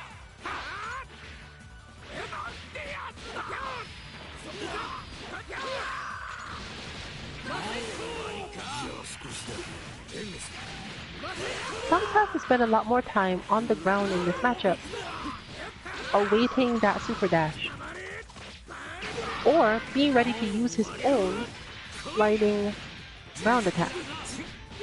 If you think the opponent is coming at you, you usually can get away with that. It's important to think about where your opponent's characters have attack vectors toward, so you know what you need or do not need to cover. After all, if they cannot attack while trying to get in, and you will find yourself under pressure or having trouble keeping up, it's best to ignore that attack vector altogether and let them approach that way if they really want to. Sometimes the cost of paying attention to that one as well, the distraction amount that you will end up putting yourself under,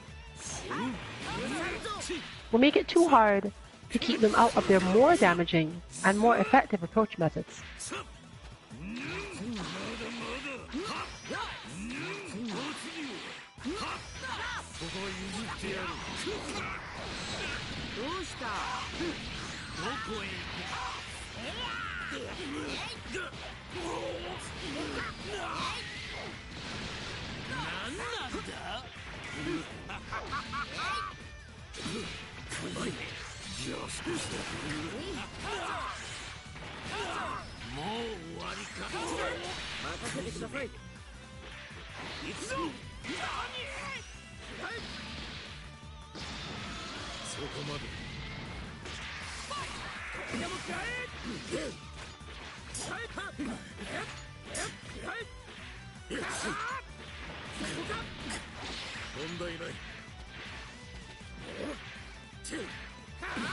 And there, right there,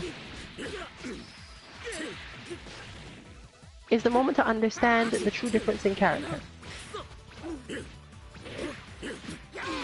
No matter how many times 16 uses that particular move to defend himself or shift the situation,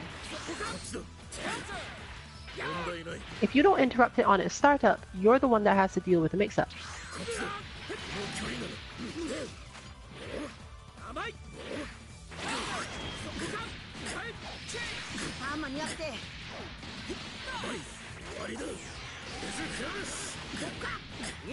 It's important to know which of the generally universal approaches or mechanics different characters get to use mix-ups after, so that you don't build up just a complete auto response. It's basically like playing any puzzle game. You know that this works, but there's this one enemy or one block configuration or one stage where it doesn't. And all you have to do is remember, not that one.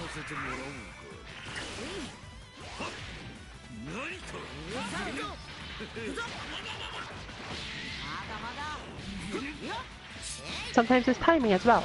For example, Adult Gohan becomes terrifying after super dashes when he's in sparking because of the way his moves work.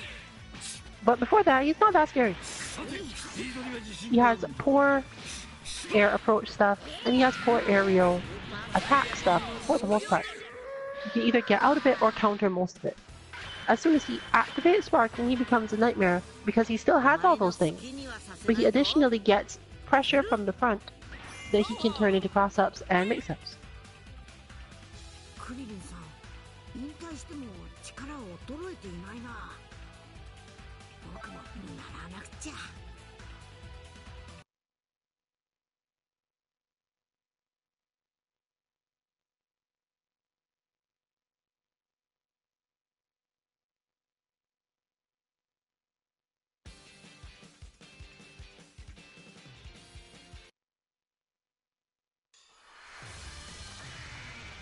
Brace yourself for the coming battle!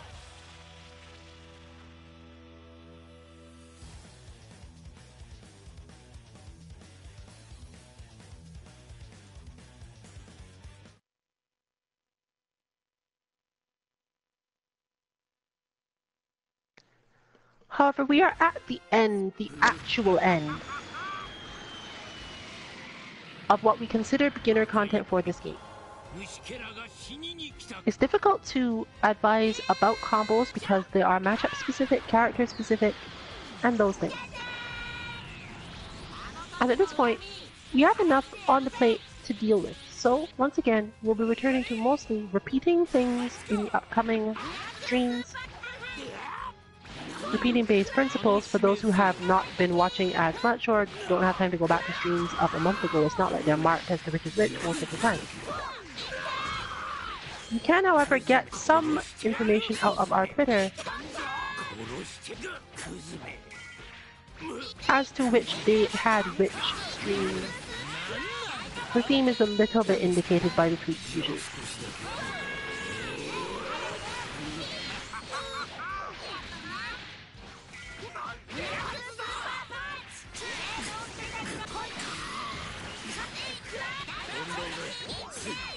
And of course, remember, this content, in terms of the explanations, is mostly for people who are coming into fighting games or who have never played a Marvel or heavily mix-up based game before.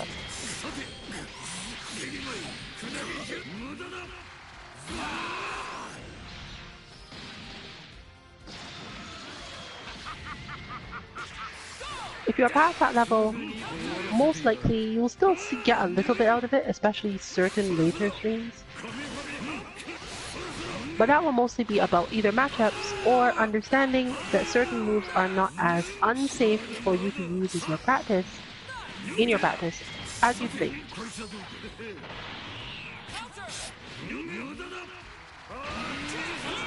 A true mirror match.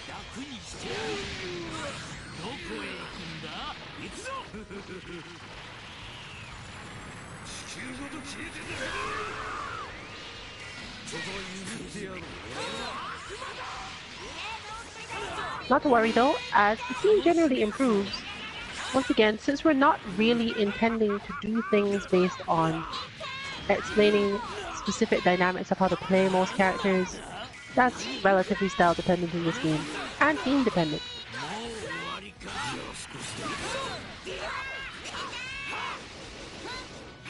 The overall content of the match will generally be around the same.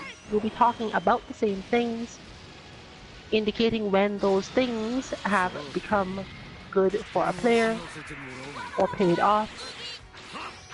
And all that will probably happen is that more damage will get dealt sometimes. Hopefully we'll all get better at around the same rate,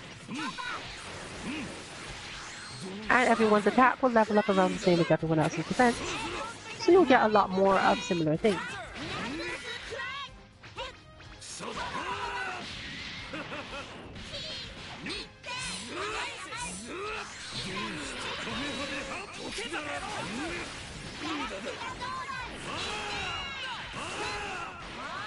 This game has a lot of little things to learn, but the little things to learn are not overwhelming because the characters all have the same abilities. It is what exactly happens when you use those abilities that varies between them.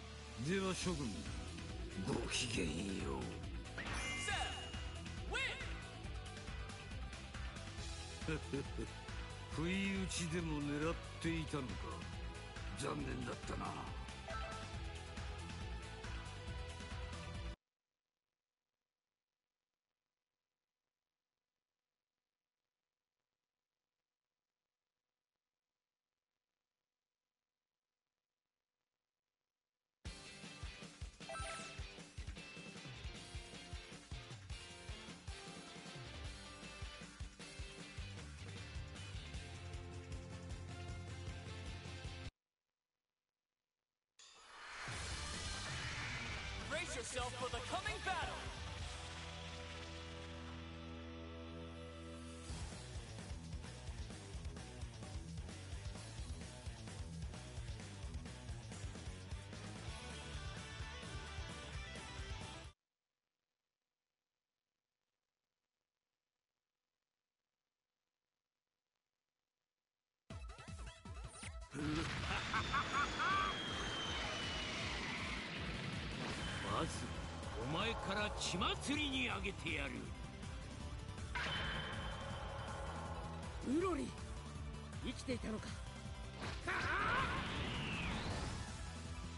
Are you ready?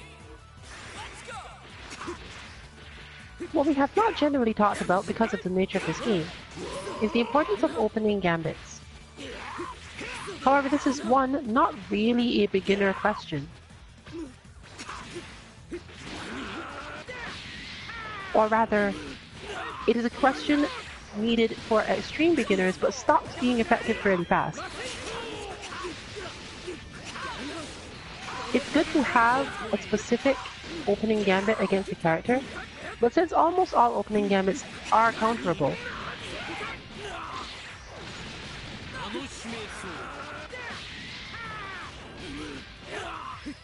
and usually it is relatively easy to figure out how, you shouldn't necessarily rely on it too much.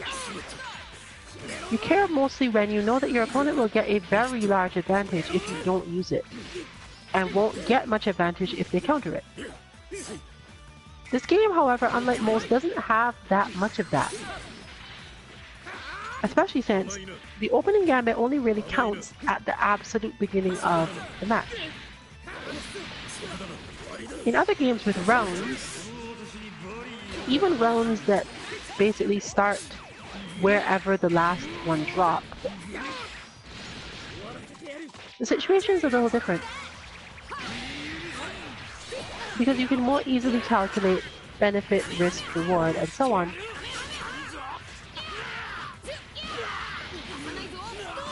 by forcing your opponent to use their meter in particular situations. In this game, meter tends to be a lot more abundant, and therefore, you can only count on particular opening gambits based on your opponent not having any meter at that moment. Furthermore, it's been observed by a lot of the pro players, but there are some differences in distances that characters start apart after certain types of round end, meaning that there are some slight shifts in which is the best option.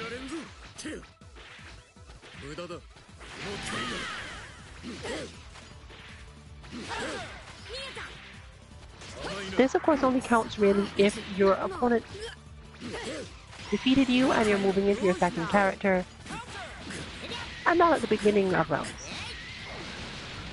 It has to do with stage transitions.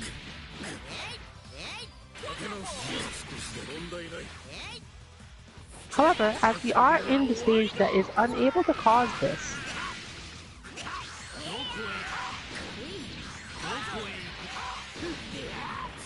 we can discuss it for a while in this stage. Once again, note that anything I say here about opening gambits may not apply outside of the first interaction. And if it does, it may not apply on certain stages, depending on how the last round or the last character defeat went.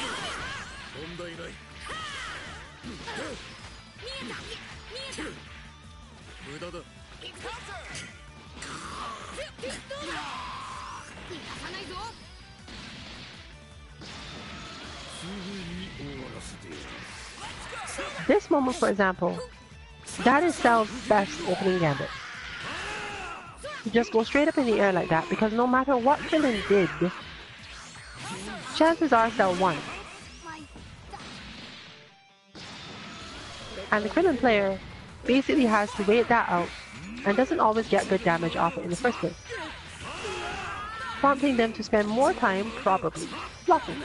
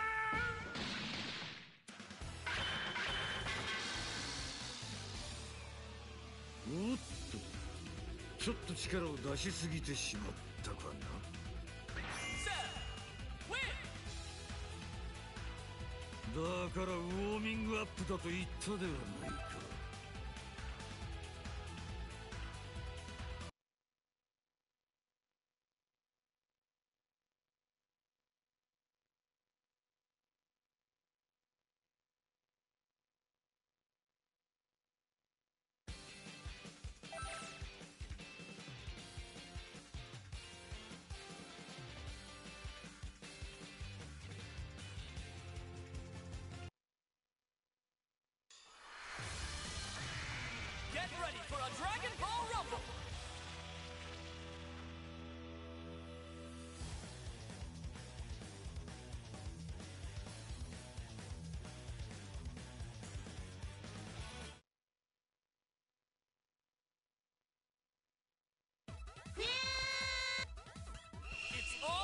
something. Let's go. Gotenks' better opening gambits against Trunks generally don't involve going forward.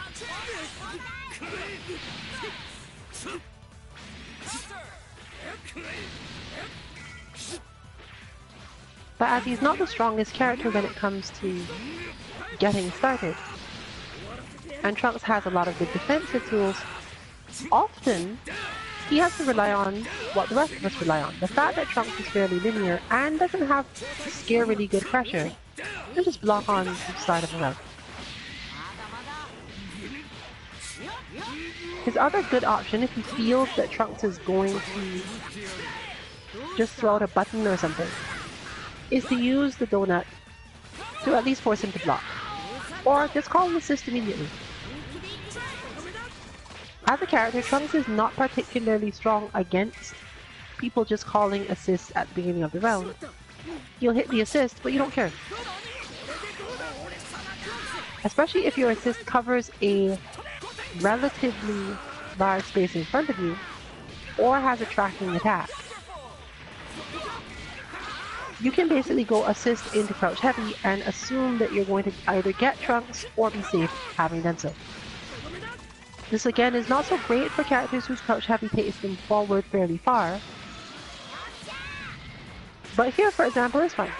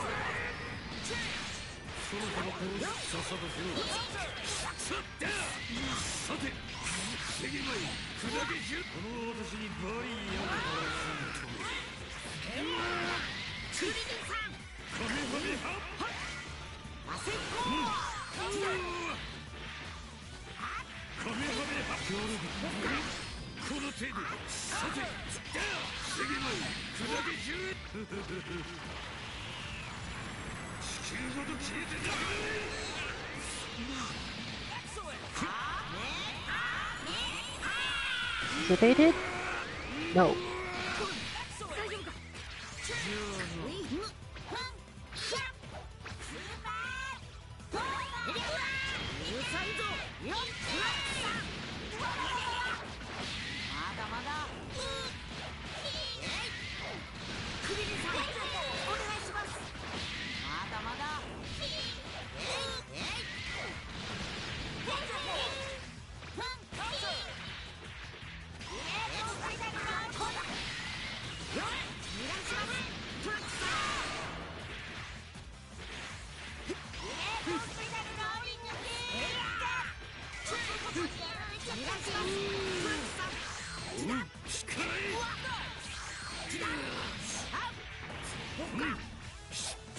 The other reason why it is not as important is, as you can see here, as you get better and better at flow through the game, the amount of time you spend changing which character is in that way obviously decreases.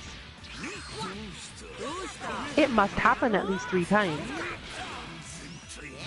but it isn't necessarily worth your focus.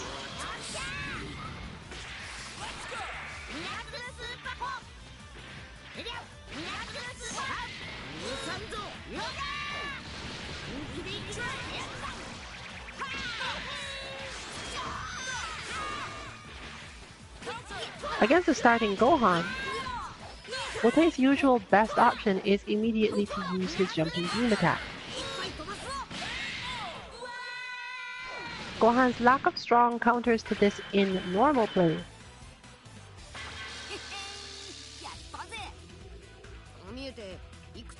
tend to help you to get started in a round without having to worry about his decent zoning tool style things. At worst, you'll usually get a clash or a raw vanish, and from there you can probably get more comfort in terms of how Gotenks is moving around, because Gohan doesn't have a lot of good ways to chase him down, other than obviously the elbow itself.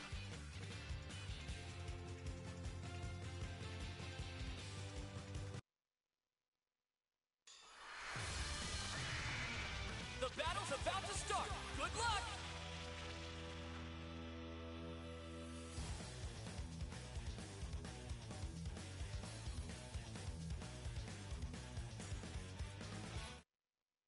Similarly, Piccolo's best option against Gotenks is to just, again, block. There's no benefit to him taking basically any actions.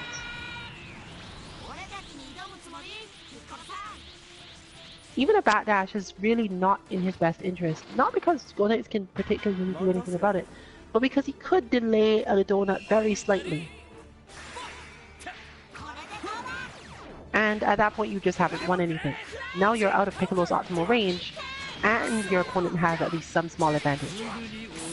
Plus, depending on which assist was available, your opponent would have caught your backdash, or at least made you miserable for having done it. In a way that's approximately the same as if you just stood there.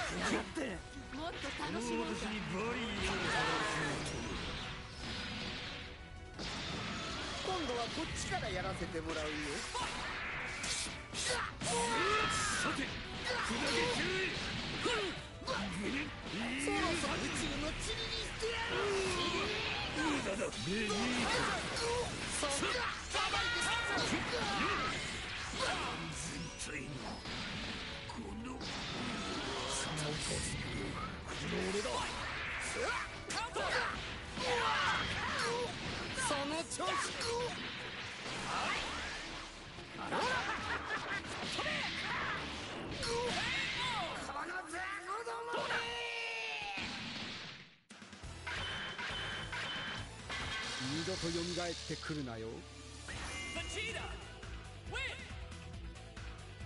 何が目的かは知らんが、俺が貴様を信用することなどない。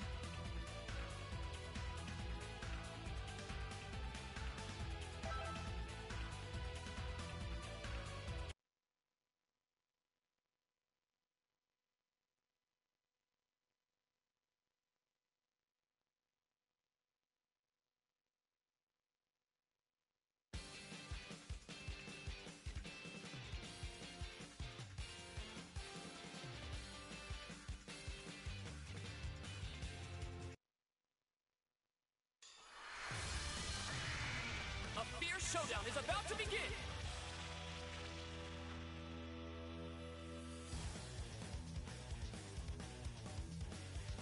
For tonight, my time on the mic will be ending a little early.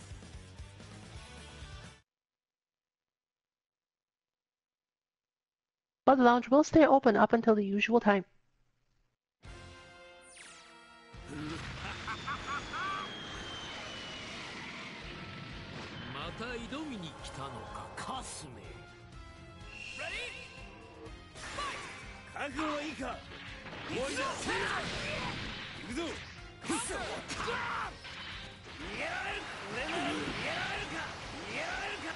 仕方がありません。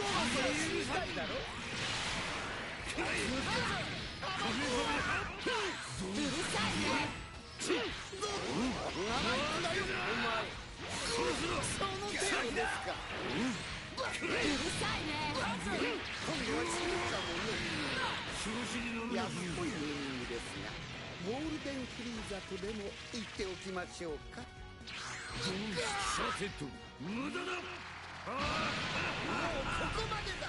その程度ですか。甘いで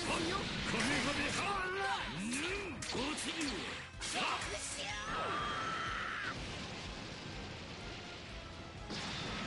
セル、生きてたのか。逃げたって逃げてもいいよ。まだそら逃げたってやってみてよ。黙っときな。逃げたって逃げてもいいよ。17号やってやるか。そら17号そう簡単にはいかんぞ。逃げたって逃げてもいいよ。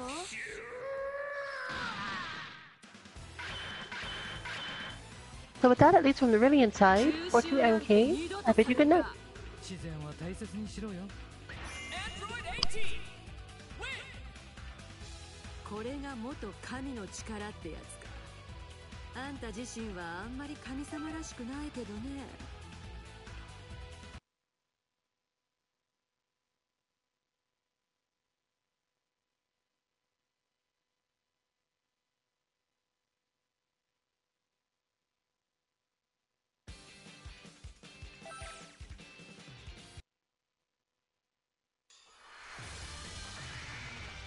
Brace yourself for the coming battle!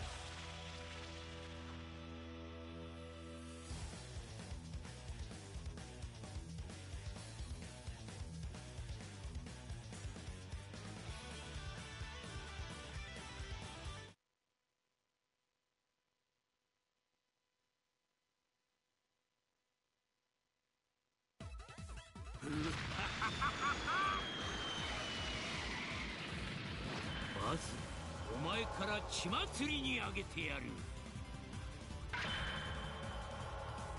ウロリ、生きていたのか。Ready? Go!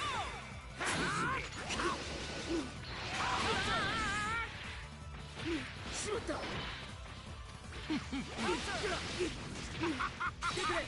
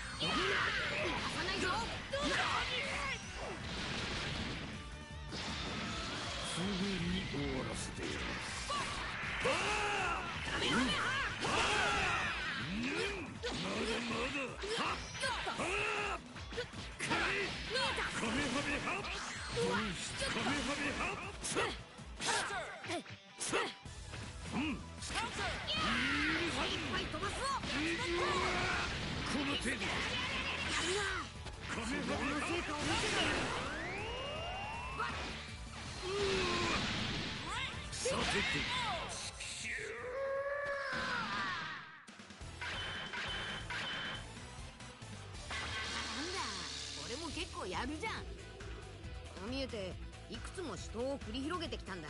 なめてもらっちゃ困るぜ。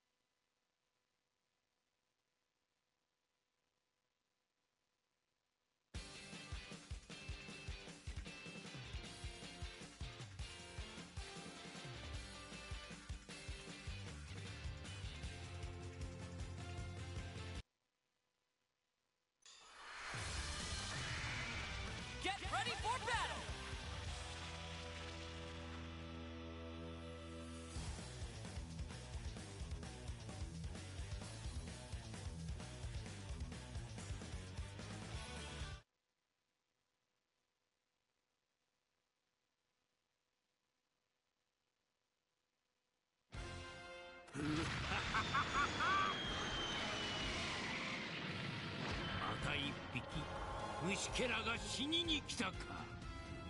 フュージョン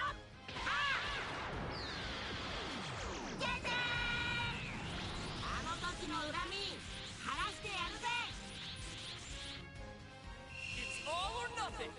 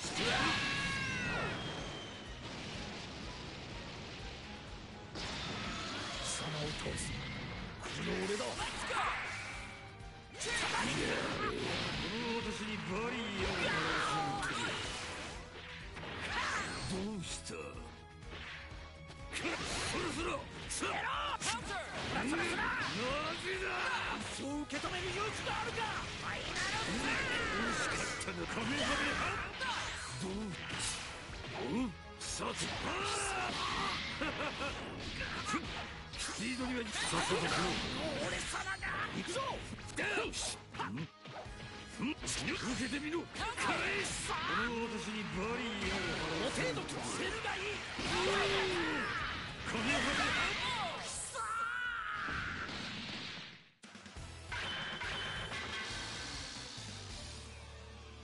どうした笑いを命じた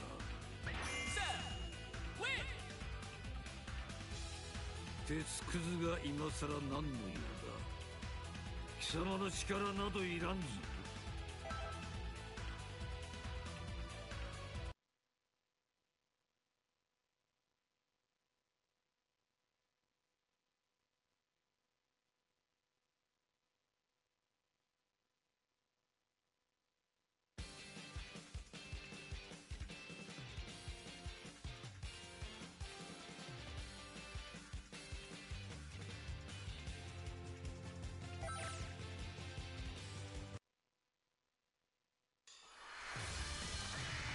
This should be a great fight!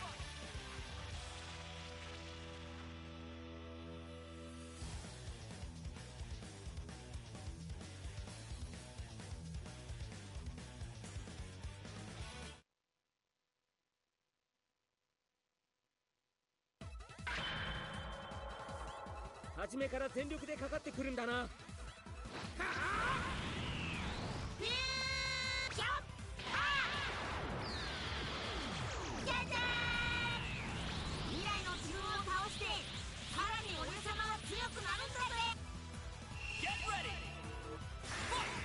僕も加勢します。おけばか野郎。行こう。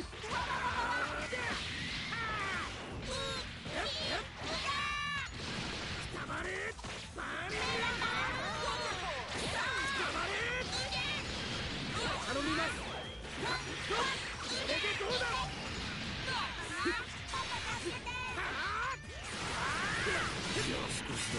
この攻撃から抜けた。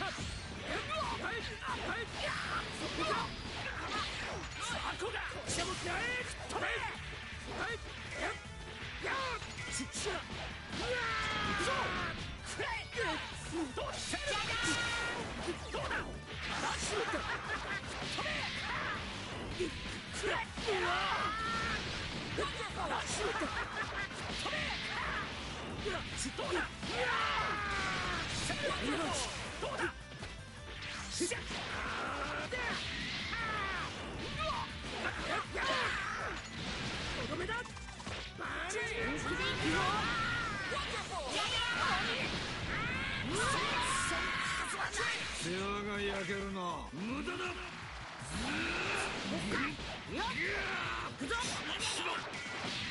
まだこの手で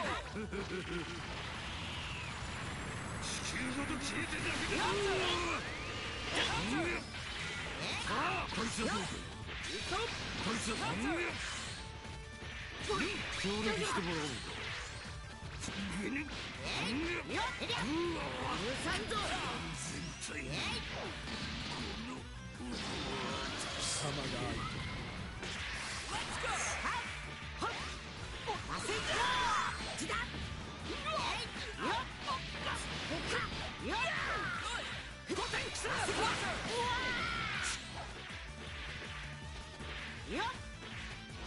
そう受け止める勇気があるか。ファイナルセットだ。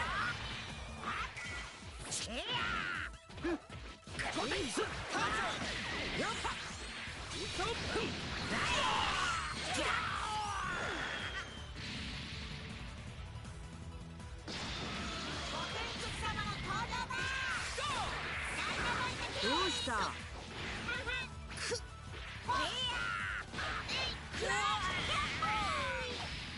どうした。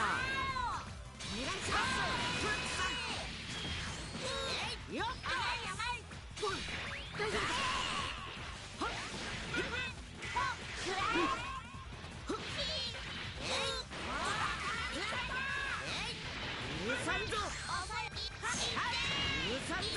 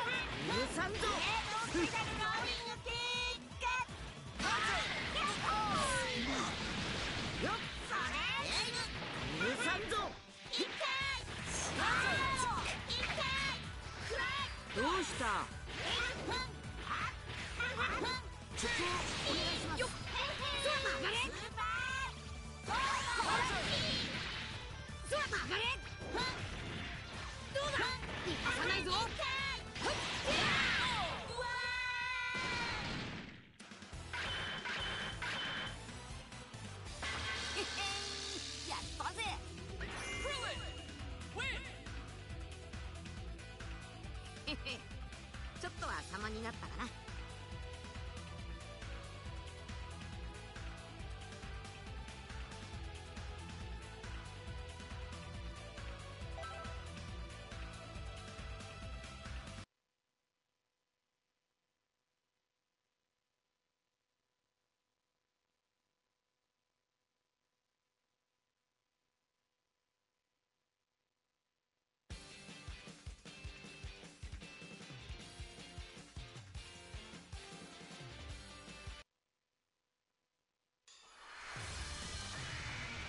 This should be a great fight!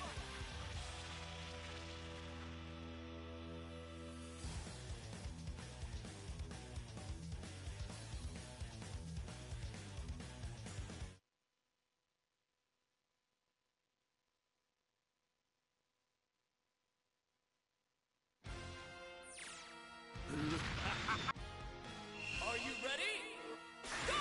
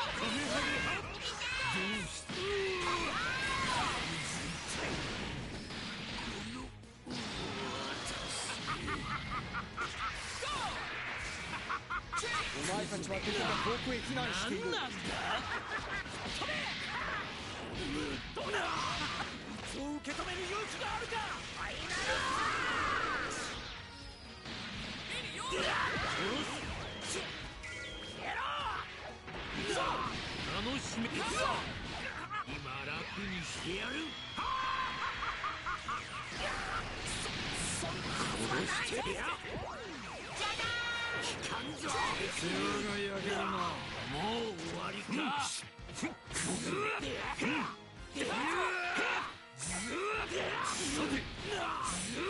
ここは譲ってやろう放水だこっちだ甘いけ立て直す問題ない行くぞ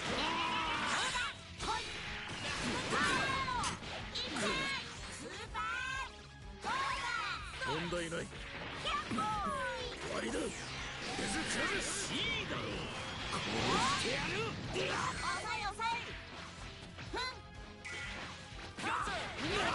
もう終わりかすぐに終わらせてやる楽しめそうだどこへ行くんだ地球ごと消えてなくなれ行くぞ楽しめそうださて問題ない行くぞだよししまっ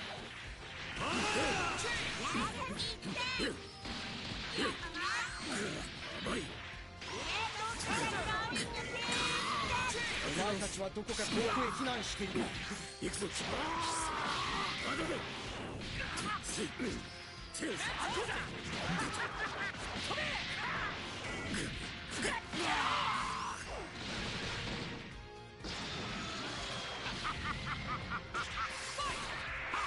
話にならん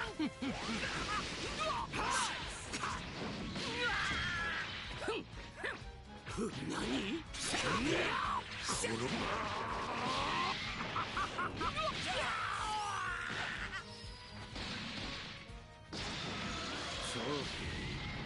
楽しませてもらうどこへ行くんだ行くぞ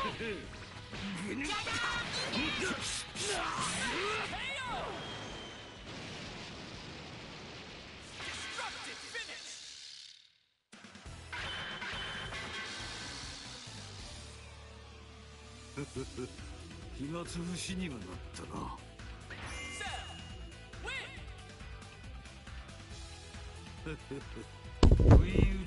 All right, everyone.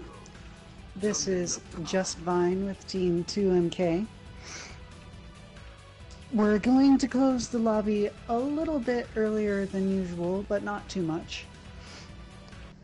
Check in tomorrow for Friday's Street Fighter stream. And as always, next week, Thursday, you can join in on our DBFZ lobbies as usual. So, the final match is on. Have a good night, everyone.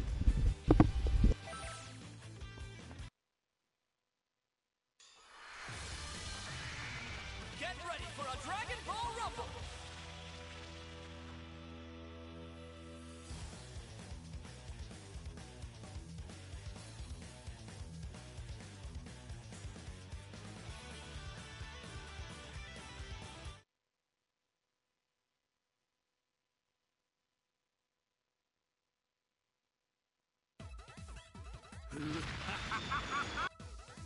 Are you ready?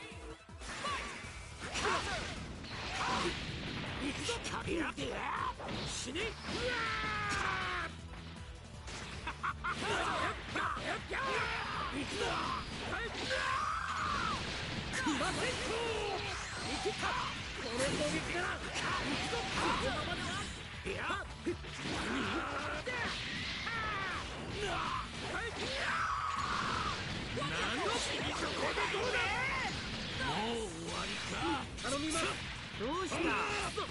Counter!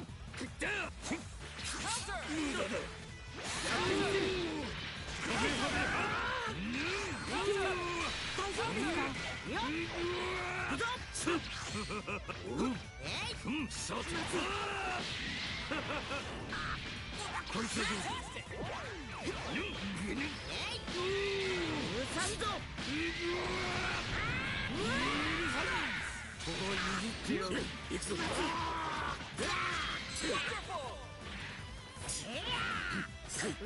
甘いな。見切った。もう逃げる。問題ない。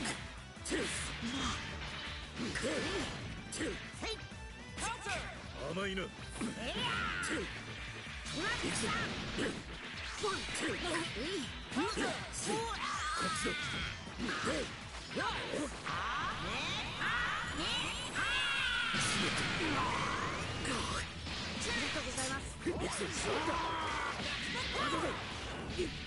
殲滅する。殺してやる。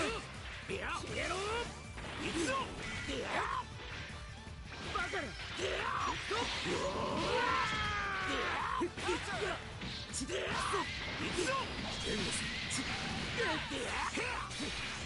殺してやる。なんの行くぞ。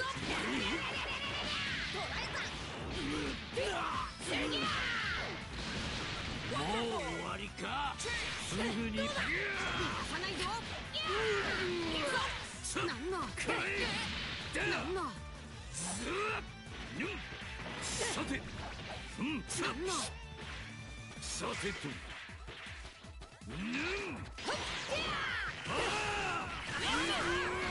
無駄だ。どうした。さて。無駄だ。殲滅する。どこへ行くんだ。クズめ。転ば。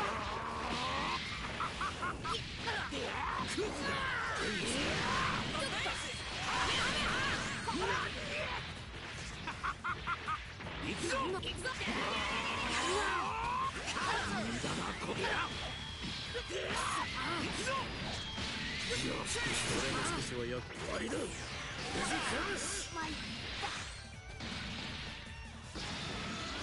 力で行くぞ。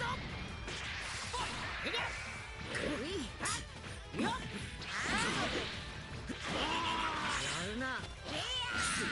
本気で行くぞ。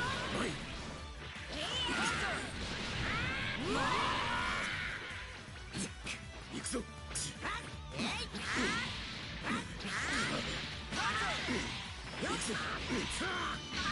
終わりだ。もう距離なんだ。もう逃げる。立て直す。しまった。終わりだ。落ちろ。今度は俺が相手だ。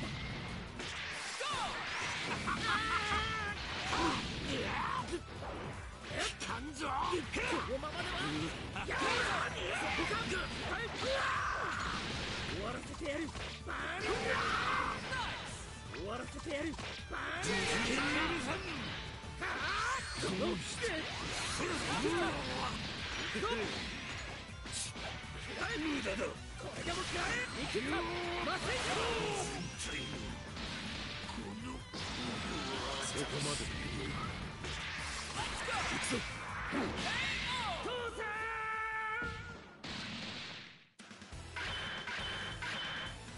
言ったはずだ。お前は俺に勝つことはできない。